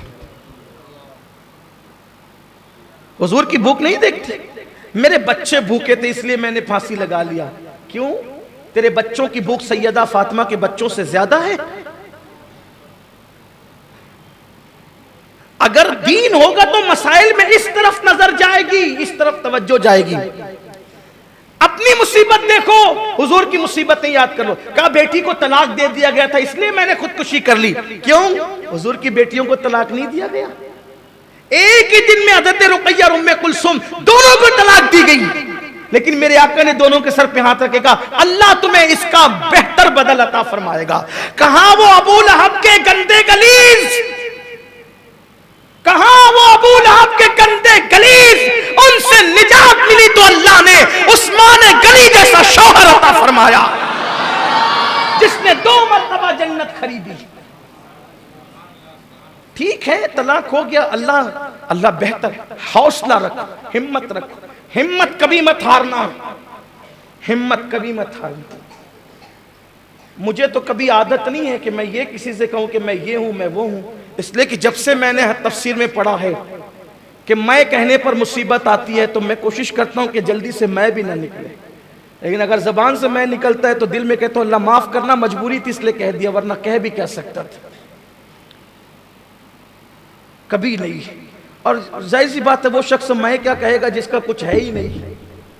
मेरा कुछ ना, मेरा जिस्म मेरा है, ना मेरी जबान मेरी है, ना मेरी आवाज मेरी, सब तो उसी का दिया हुआ है, मैं क्या करूं। लेकिन एक बात आपसे कहता हूं, ये जो आपका खादिम, आपकी जूतियों को सीधी करने वाला ये हकीर फकीर जो आपके सामने बैठा है, जिस दिन से मैंने दावत की राह में कदम रखा है, मेरी उम्र 11 साल थी, उस दिन से लेकर आज तक किस रास्ते से लोगों ने नहीं गुजारा। मेरी मां को गालियां दी, मुझे गालियां दी, कैसे कैसे इल्जामात लगाए, हमने कभी हिम्मत नहीं हारी। आपसे कहता हूं हिम्मत कभी नहीं हारना। सलाहुद्दीन अय्यूबी कहते थे, 1000 जंग हारने से वो नुकसान नहीं होता जो एक मर्तबा हिम्मत हारने से नुकसान होता है। मेरे साथी इस पर गवाह हैं। मुश्किल से मुश्किल मकाम आया, लेकिन हमेशा मुस्कुराते रहे। और आपसे भी कहते हिम्मत कभी मत हारना। वजह, सताने वालों से ज्यादा बचाने वाला बड़ा है। मसाइल पैदा करने वालों से ज्यादा वसाइल पैदा करने वाला बड़ा है। मसाइल से मत घबराना, इसलिए कि अल्लाह बंदे मसाइल पैदा करते, अल्लाह वसाइल पैदा करता है। जब तुम्हें मुसीबत आए, लोग सताए, तो ताइफ का मैदान याद कर लेना। मेरी और आपकी मुसीबत ताइफ से बड़ी नहीं है। मेरे नबी जब ताइफ में गए थे तो उन पे इतने पत्थर मारे गए, इतने पत्थर मारे गए कि हुजूर अलैहिस्सलातु व तस्लीम की नालैन खून से भर गई। बोलो, कभी ये वक्त हम पर आ सकता है? कभी नहीं। मत घबराओ, भूख से मत घबराओ, प्यास से मत घबराओ, बच्चियों को तलाक दिया जाए तो मत घबराओ। हुजूर को पत्थर जब मारे गए, हुजूर के साथ जो मेरे आका के गुलाम थे ज़ैद बिन हारिसा फरमाते, मेरे आका जब सर से लेके पैर तक के खून बह गया और हुजूर पे गशी की कैफियत तारी हो गई, हुजूर बैठ गए नीचे। हुजूर एक दरख्त के नीचे बैठ गए तो उन ताइफ के ओबाश लड़कों ने हुजूर के हाथ पकड़ के खड़ा किए और हुजूर अलैहिस्सलाम की पिंडलियों पे मारना शुरू किया। ये कैफियत है। क्यों हिम्मत हारते हो? अपने नबी की तरफ देखो, अपने नबी की तरफ देखो। कोई कहता है मुझे घर से बेघर कर दिया, या हुकूमत सता रही है, दुनिया में हमें हुकूमतें सता रही। मैं कहता हूं कि यजीद की हुकूमत ने मेरे हुसैन को नहीं सताया। अगर दुनिया में किसी भी मुल्क में किसी भी खित्ते में मुसलमानों पर हुकूमत का प्रेशर है तो अपने हुसैन की करबला को याद कर लो। और कहता हूं याद रखना, सताने वाला अगर बेघर भी कर देगा तो सताने वाला खुद बेघर हो जाएगा। और जिसे बेघर कर किया जाए और वो हक पर हो तो इंशाअल्लाह वो घर घर नजर आएगा। इसीलिए किसी कहने वाले ने कहा है कि हुसैन कल बेघर थे, आज हुसैन घर घर है। कल बेघर थे, क्यों? बेघर यजीद ने किया जो मिट गया, घर घर अल्लाह ने किया जो हमेशा बाकी रहने वाली जात है। कभी मसले से नहीं घबराना, कभी। और आपको बताऊं, अल्लाह ना करे, अल्लाह, कभी तुम पर जिना का इल्जाम भी लग सकता है, बदकारी का इल्जाम भी लग सकता। तुम पाक दामन, एक बात हमेशा याद रखो, अपने मामलात अपने अल्लाह से दुरुस्त रखो, बस छोड़ दो, किसी की कोई औकात नहीं। कोई तुम पे जिना का इल्जाम लगाए, लड़की का इल्जाम लगाए, लिवातत, अगर इल्जाम है, इल्जाम की कोई हैसियत नहीं। तुम अगर सच्चे हो चुप रहो, कुछ नहीं बोलने का, खामोश। कहां से मिला? देख लो, हुजूर की प्यारी ज़ौजा,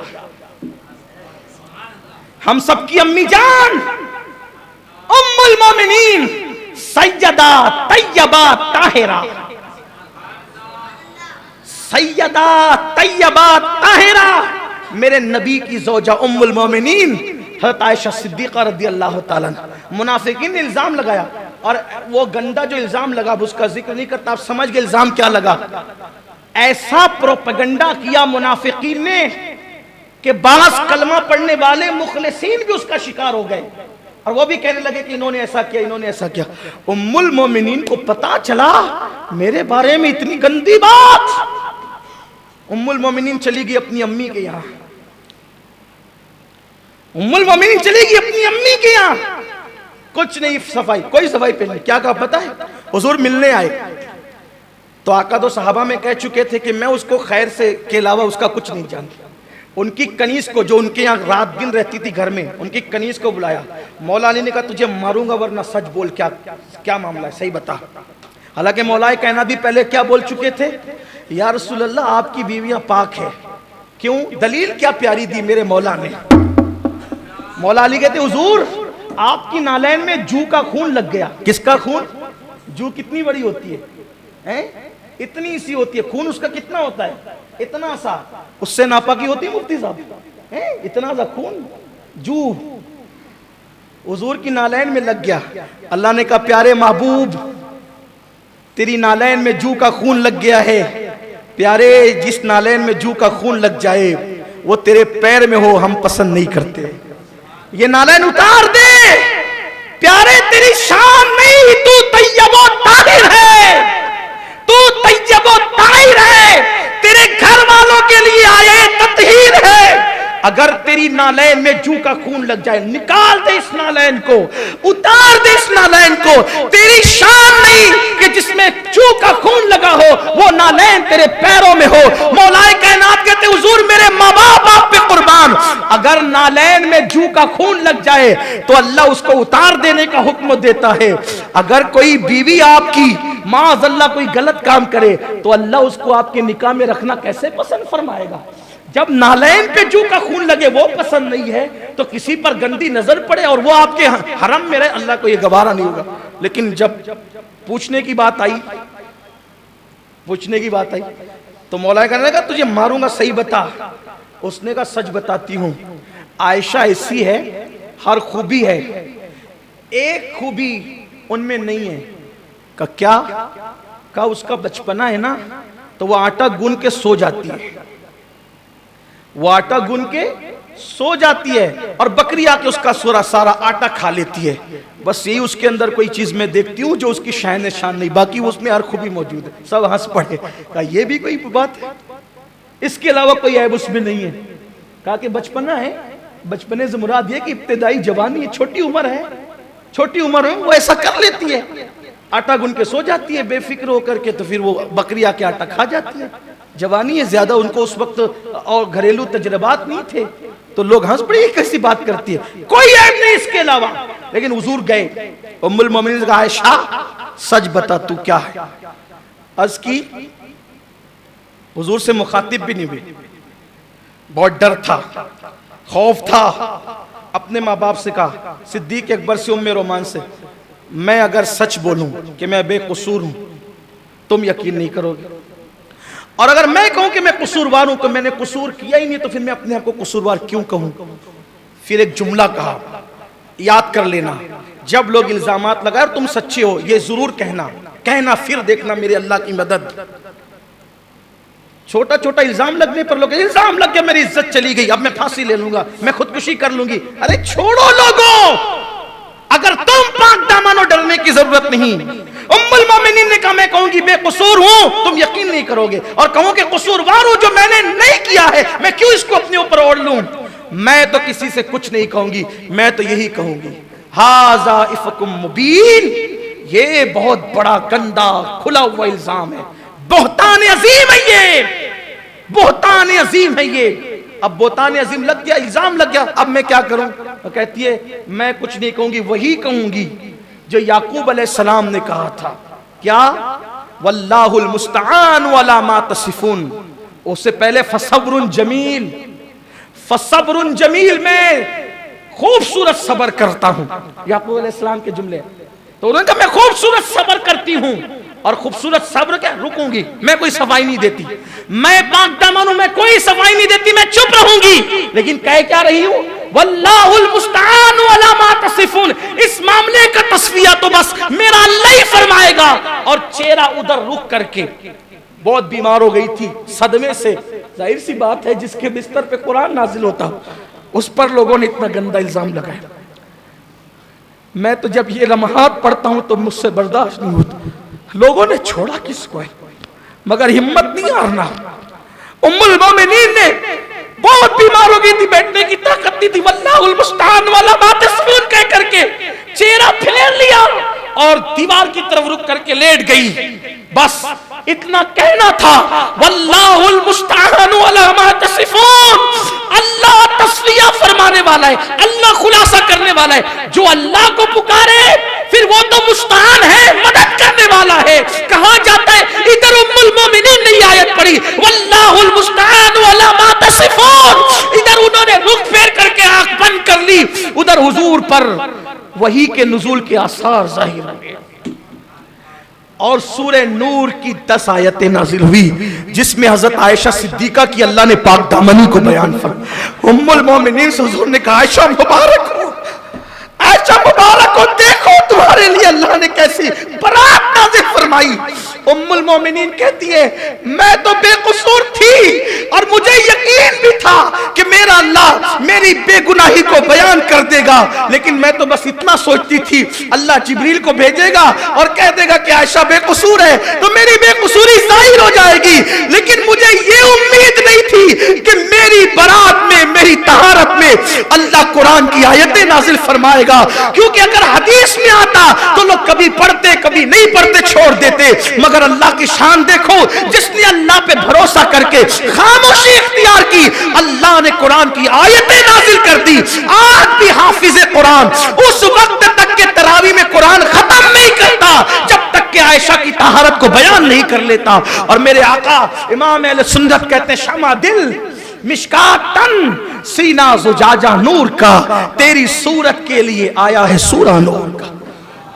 इल्जाम लग जाए घबराना, आप पाकदम डटो, मुकाबला करो, मसाइल से भागो मत।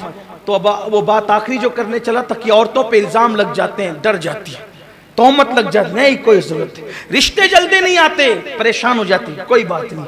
और आखिरी बात, कभी सास का ताना, ननन का ताना, जिठानी का ताना, देवरानी का ताना ये बर्दाश्त नहीं होता। शौहर भी ताना देता है। माजी करीब में जो खुदकुशी हुई है उसका सबब पता नहीं, हकीकत क्या है, मीडिया पे कोई भरोसा नहीं किया जा सकता, लेकिन जो जाहिरी वजूहात सामने आई है वो जहेज है। बस ये पैगाम दे के बात खत्म करना है। जहेज, जहेज मुसलमानों में नहीं है। जो जहेज सबब बन रहा है ना, जहेज जो सबब बन रहा है, जिसे लोग अपनी जबान में दहेज भी कहते हैं, जहेज का के मुतालिक ये कहा जाता है कि बेटी वाले शादी के दिन अपनी बेटी को जो दे उसको जहेज कहते हैं, वो बेटी की मिल्कियत है। और पता नहीं कहां से ये बात आ गई कि जहेज देना सुन्नत है। जहेज देना इसलिए लोग दे रहे हैं। अब लोग दे रहे हैं तो कुछ भिखारी लोग मांग भी रहे हैं। हंसने की बात नहीं है, दिल के जज्बात है। बल्कि खूबसूरत बेटियां, पढ़ी लिखी बेटियां गरीबों की इसीलिए बैठी हुई है कि उनके पास भीख देने के लिए कुछ नहीं है। एक जगह रिश्ता तय हुआ, अभी हमारे सुन्नी दावत इस्लामी के एक बहुत बड़ी ब्रांच के निगरान हैं, नाम नहीं लूंगा, उनकी भतीजी का रिश्ता तय हुआ, मंगनी भी हो गई। उन्होंने मुझे फोन किया, मंगनी के बाद जब वो दूल्हा का बाप यानी दुल्हन का ससुर, वो कहते हैं कि वो तो आपने बरी इतनी नहीं लिया और ऐसा हुआ वैसा हुआ, ये हुआ वो हुआ। मैंने उनसे कहा खत्म कर दिया जल्दी से, मैं इस तरह की बात, मेरी तबीयत में बहुत जोड़ना है, तोड़ने की बात कभी नहीं करता, लेकिन अच्छी तरह से बुजुर्गों के साथ बैठकर तजुर्बा है। इसलिए कि जो बेटी लेकर खुश न हो, तवज्जो करें मेरे जुमले पे, जो बेटी लेकर खुश न हो, आखिर आप क्या दे देंगे तो वो खुश होगा? आप क्या देंगे तो वो खुश होगा? है कोई बात? अरे बेटी से जब वो खुश नहीं हो रहा है, अब बेटी से बड़ी भी कोई चीज है देने की? जो बेटी लेके खुश ना हो, क्या लेके खुश होगा? वो कभी खुश नहीं होगा आपसे। इसलिए ऐसे लोगों से रिश्तेदारी करना ही नहीं, मत करो, मत करो। गरीब से गरीब के साथ भी याद हो, लालचियों के साथ, उसकी लालच कभी नहीं भरेगी। कुछ हमारे बुजुर्गों ने लिख दिया है किताबों के अंदर कि जहेज देना सुन्नत है, लेकिन मैं यहां थोड़ा सा माजरत करते हुए, ये जो आपने इस एंगल से देखा ना कि जहेज देना सुन्नत है, मैं कहता हूं कोई जहेज देना सुन्नत नहीं है, कुछ सुन्नत नहीं, कोई जहेज देना सुन्नत नहीं। उसको दूसरे एंगल से आप देखें। मैं ये तो नहीं कहूंगा कि मेरी ये तहकीक है, क्योंकि मैं कोई मुहक्किक आदमी नहीं हूं, फकीर हूं। आप एक फकीर की बड़ समझ के सुन ले, पसंद आए तो कबूल, नहीं पसंद आए तो यहीं छोड़ के चले जाओ, कोई बात। इतनी तो सब समझ में आ गई ना जो मैंने कुरान हदीस से टच में कही है, लेकिन ये मैं अपने जहन की कह रहा हूं। देखने का अंदाज बदलो। जय सुन्नत, सुन्नत उसकी फेरिस्त भी है, चक्की, बिस्तरा, 8 10 20 बर्तन जो भी है, तो 8 10 20 बर्तन आप सुन्नत बताते तो लोग 80 मांगते ही हैं, देना ही पड़ता है।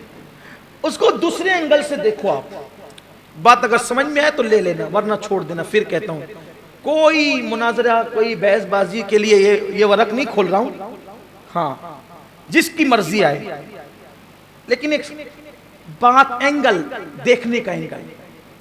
पानी का गिलास है, आधा भरा हुआ है आधा खाली है, आप पूछेंगे कि क्या है, कोई कहेगा आधा खाली है, कोई कहेगा आधा भरा है। कौन झूठ बोल रहा है? कौन झूठ बोल रहा है? दोनों सही बोल रहे हैं। तो मेरी बात भी सही है। आप कहते हो सैयदा फातिमा को जहेज दिया, मैं कहता हूं नहीं दिया, फातिमा तो ज़हरा को कोई जहेज नहीं दिया। फिर वो दिया वो क्या था? मैंने कहा मुझे जो बात समझ में आती वो ये है कि अगर हुजूर सैयदा फातिमा को जहेज देते तो फिर हुजूर की कोई एक बेटी नहीं थी सैयदा फातिमा। हम अहले सुन्नत के अकीदे में हुजूर की 4 बेटियां हैं, ठीक? सैयदा ज़ैनब, रुकैया, उम्मे कुलसूम, 3 ये भी है, चौथी वो भी, और चारों हुजूर ही की बेटियां हैं। चारों हुजूर ही की बेटियां हैं। कोई यूट्यूब पे आकर कितना भी बके कि ये उम्र बताओ और वो उम्र बताओ, हम कुरान पे ईमान लाए, हम तारीख पर ईमान नहीं लाए। और हुजूर की 3 से जायद बेटियां कुरान से साबित है। हुजूर की आजकल बैठ करके हो रहा है ना कि हुजूर की 3-4 बेटियां नहीं थी, हुजूर की तो एक ही बेटी थी। तारीख में बताओ, हम कहते हैं हम तारीख पे ईमान नहीं लाए। अगर तारीख उठा के देखे तो भी तारीख में और भी कुछ है, तारीख में और भी कुछ है। हम सिया हुरूफ के कायल नहीं, हम कुरान मुबीन के कायल हैं। ये बात छिड़ गई है तो बोल दूं, बात इख्तिताम पे ले जाते हुए चुके, बात आ गई है, बोल सकता हूं, टाइम हो गया ज्यादा लेकिन बोलता हूं। सबका ज़हन आज जी, कुछ लोग कह रहे हैं, कुछ लोगों की जी नहीं है इसमें। हाँ अजीज जबरदस्ती की जी, ठीक है कोई बात नहीं, सुनते तो हम लोग सुनते ही रहते हैं, लेकिन बात आज उन्वान कोई खास है तो आज कर दो। हमें चैलेंज किया जाता है, तारीख से बताओ, तारीख से बताओ, तारीख से बताओ। छोड़ तेरी तारीख, हम उसी तारीख को मानते हैं जो तारीख कुरान और सुन्नत से मुताबिकत करे, जो तारीख कुरान और सुन्नत की मुखालिफत करे। लिखने वाला कितना भी बड़ा है, हम उसको जूते की नोक पे रखते हैं।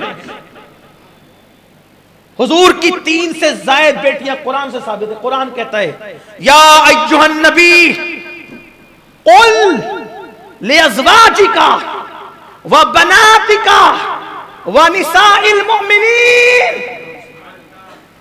ऐ नबी, कुल बोलिए, फरमाइए, किससे? लिअज़वाजिका, अपनी बीवियों से, व बनातिका, व बनातिका, अपनी बेटियों से, व निसाइल मोमिनीन, और मोमिनों की औरतों से। 3 ग्रुप किए कुरान ने औरतों के, लिअज़वाजिका व बनातिका व निसाइल। बोलिए आप, ऐ महबूब आप बोलिए, किससे?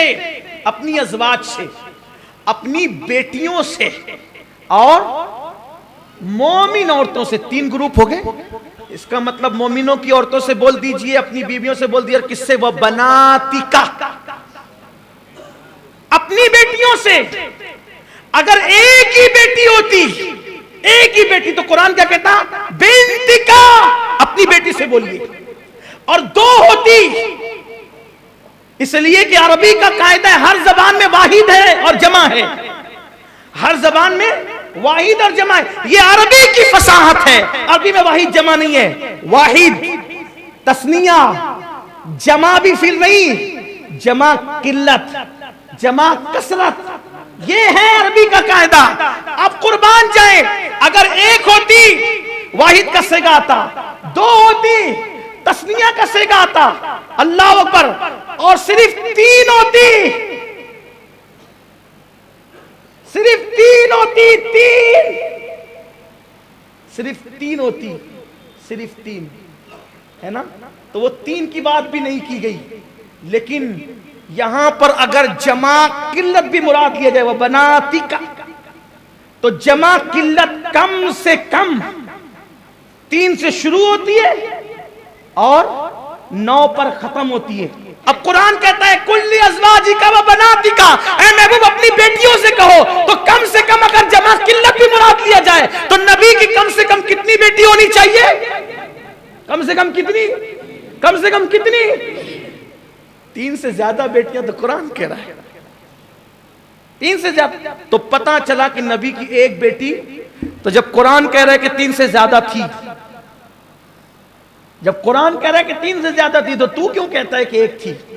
नहीं साबित कर सकते, कुरान है। बहरहाल, तो हुजूर अलैहिस्सलाम के बारे में अगर ये कहते हैं कि उन्होंने सैयदा फातिमा को जहेज दिया, सैयदा फातिमा को, सैयदा फातिमा को, हुजूर की एक बेटी थोड़ी थी, सैयदा ज़ैनब को क्यों दिया, वो साबित करो। उम्मे कुलसूम को दिया, वो साबित करो। रुकैया को दिया, वो साबित करो। और पता चला अगर हुजूर इनको देते तो उनको भी देते, हुजूर इनको देते तो उनको भी देते। आप कहेंगे वो क्यों? वो इसलिए कि एक औरत हुजूर अलैहिस्सलाम की प्यारी ज़ौजा उम्मुल मोमिनीन हज़रत आयशा सिद्दीका के पास आई। अम्मा आयशा ने उसको खजूर दी, अम्मा आयशा के हाथ से उसने खजूर ली। उसके साथ 2 बेटियां थी, 2 टुकड़े किए, दोनों बेटियों को दिए। जब वो चली गई, उम्मुल मोमिनीन ने कहा या रसूल अल्लाह, या रसूल अल्लाह, मैंने उसको खजूर दिया, उसके साथ 2 बेटियां आई थी, मैंने उसको एक खजूर दी तो उसने दोनों के बराबर बराबर टुकड़े किए और दोनों को दिया। हुजूर ने फरमाया आयशा, अगर वो एक खजूर के बराबर टुकड़े न करती और कम ज्यादा करती और दोनों में इंसाफ नहीं करती तो कयामत के दिन उसको अल्लाह की बारगाह में जवाब देना होता खजूर की तकसीम पर। यानी ये खुद की खजूर नहीं है, दूसरे की दी हुई खजूर है, तो भी दोनों बेटियों को बराबर बराबर, कम ज्यादा नहीं किया। यहां तो यह है कि किसी बेटी को कारखाना पूरा उठा के दे दिया, किसी को तराशन भी नहीं पूछा जाएगा। किसी बेटी को, किसी बेटे को 4-4 घर दे दिया, किसी को एक से भी महरूम किया, पूछा जाएगा। जब खजूर की तकसीम में बराबरी है तो जो रसूल खजूर की तकसीम में बराबरी का हुक्म दे, हुजूर से ये माज़अल्लाह कैसे मुमकिन है कि जो खजूर की तकसीम में बराबरी का हुक्म दे वो एक बेटी को जहेज दे दे और 3 बेटियों को कुछ ना दे। तो हुजूर ने फिर सैयदा फातिमा को जहेज दिया? नहीं दिया, लेकिन दिया तो ना। हुजूर के घर से चक्की गई थी ना, चमड़े का बिस्तर गया था ना, 2 तकिए गए थे ना, मशकीज़ा गया था। मैंने कहा बिल्कुल गया था हुजूर के घर से, लेकिन सैयदा फातिमा को नहीं गया था। बात असल ये है, जिस एंगल से मैं दिखाना चाहता हूँ वो ये है कि मौलाए कायनात हुजूर के सिर्फ दामाद ही नहीं है, हुजूर के चचाजाद भाई भी हैं। और मौला अली की परवरिश हुजूर ने अपने घर में की, हुजूर ने अपने घर में की। मौलाए कायनात का कोई घर नहीं था, घर का सामान नहीं था। अगर बफर्ज़े मुहाल मौला अली का रिश्ता सैयदा फातिमा के साथ ना होता और किसी और के भी साथ होता तो बोलो उनके घर के सामान की जिम्मेदारी हुजूर के करम पर थी कि नहीं थी? हुजूर अलैहिस्सलाम ने सैयदा फातिमा को जहेज नहीं दिया बेटी की हैसियत से। हुजूर अकरम सल्लल्लाहु अलैहि वसल्लम ने जिस अली की परवरिश की थी, पढ़ाया था, लिखाया था, तरबियत की थी, अब उनका नया घर बस रहा था तो उनके यहाँ बर्तनों की जरूरत थी और जानते थे कि इस वक्त तो अली लाने की पोजीशन में नहीं है, तो हुजूर अलैहिस्सलाम ने वो बेटी को नहीं बल्कि ये सारा सामान अपने चचा के बेटे चचाजाद भाई मौला अली को अता फरमाया। खत्म हो गया जहेज का शीशमहल ही चकनाचूर हो जाता है। तो लोगों को ये गलत फहमी हुई। अब मेरी गुजारिश आपसे, इतनी लंबी चौड़ी बात जो वक्त तो गुजरने के बाद ही मैंने की, जिनकी अभी तक शादी नहीं हुई, अब हमें एक काम करना है। जिनकी अभी तक शादी नहीं हुई है वो अल्लाह के घर में आज इरादा करें कि अब मैं मालेगांव में ऐसी शादी करूंगा कि जिसमें बैठते वक्त जब रिश्ता तय होगा तो ये बात कही जाएगी, हम सिर्फ दुल्हन ले जाएंगे, हम सिर्फ दुल्हन ले जाएंगे, दुल्हन के साथ कुछ नहीं ले जाएंगे। एक आदमी शुरू करे, देखो कैसे शुरू होता है। कुछ लोग हैं जिनकी शादी नहीं हुई अभी तक, शर्माओ नहीं, पब्लिक जमा करना मकसद नहीं है, एक मिशन शुरू करना है। बोलो कितनों की शादी नहीं हुई, हाथ उठाओ, उठाओ भाई। हाँ भाई उठाओ उठाओ। देखो अगर ऐसा है तो मैं भी एक उठा सकता हूं, इसलिए कि हाथ दो या शादी एक ही हुई है तो मैं भी एक उठा सकता हूं, लेकिन नहीं उठाऊंगा इस वक्त।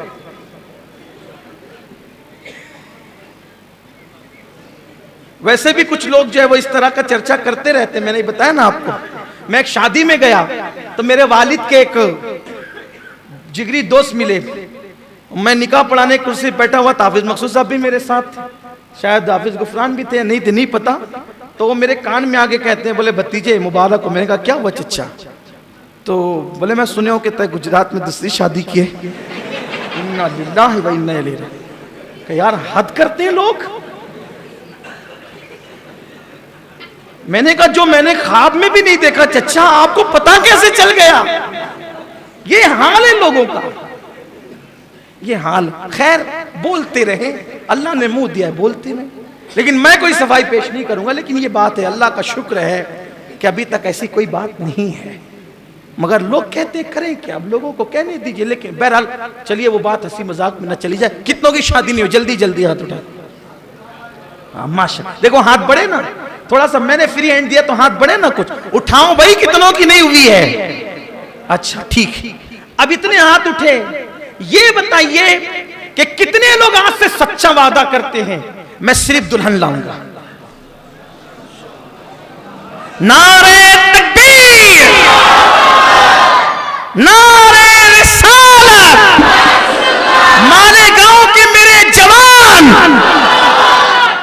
पक्का वादा? अम्मी बोलेगी नहीं रे लाला, रस्म तो है, करे पड़िए।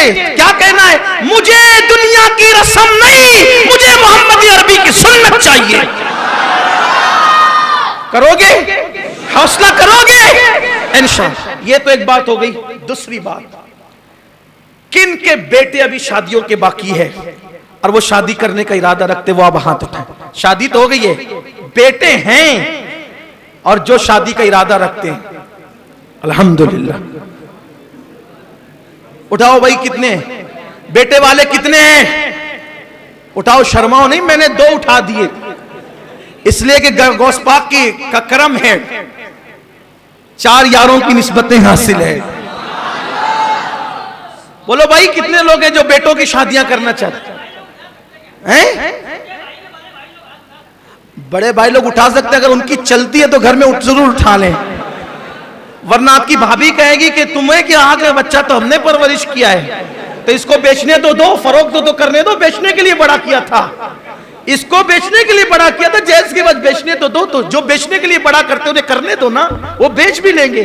बोलिए कितने लोग अल्लाह ने जिनको बेटे दिए हैं शादी करेंगे? अब वो अहद करे बेटों के बाप कि मैं सिर्फ दुल्हन लाऊंगा, सिर्फ बहू लाऊंगा इंशाअल्लाह। अगर हम इसको शुरू कहीं ना कहीं से करना पड़ेगा, कहीं ना कहीं से शुरुआत करनी पड़ेगी। जब हम शुरू करेंगे इंशाअल्लाह, तो जो जहेज के भिखारी हैं इंशाअल्लाह एक दिन उनको जरूर गैरत आएगी और हमारे माशरे से जहेज का खात्मा हो जाएगा इंशाअल्लाह। अल्लाह ताला सबको तौफीक अता फरमाए, अल्लाह हम सब पर करम फरमाए और अल्लाह हमारे माशरे को ज़िना से, खुदकुशी से और जैसे जराइम से पाक फरमाए। गुफ्तगू के दरमियान अगर कोई गलती हो तो अल्लाह माफ़ फरमाए। रिसालत के परवानों, हर शनिचर को बाद नमाज इशा सुन्नी दावत इस्लामी के आलमी मरकज इस्माइल हबीब मस्जिद में सुन्नी इज्तिमा होता है। आप हजरात पाबंदी के साथ इसमें शिरकत फरमाएं। सुन्नी दावत इस्लामी की वेबसाइट sunnidawatislamI.net पर विजिट करें और बहुत सारी दीनी मालूमात हासिल करें।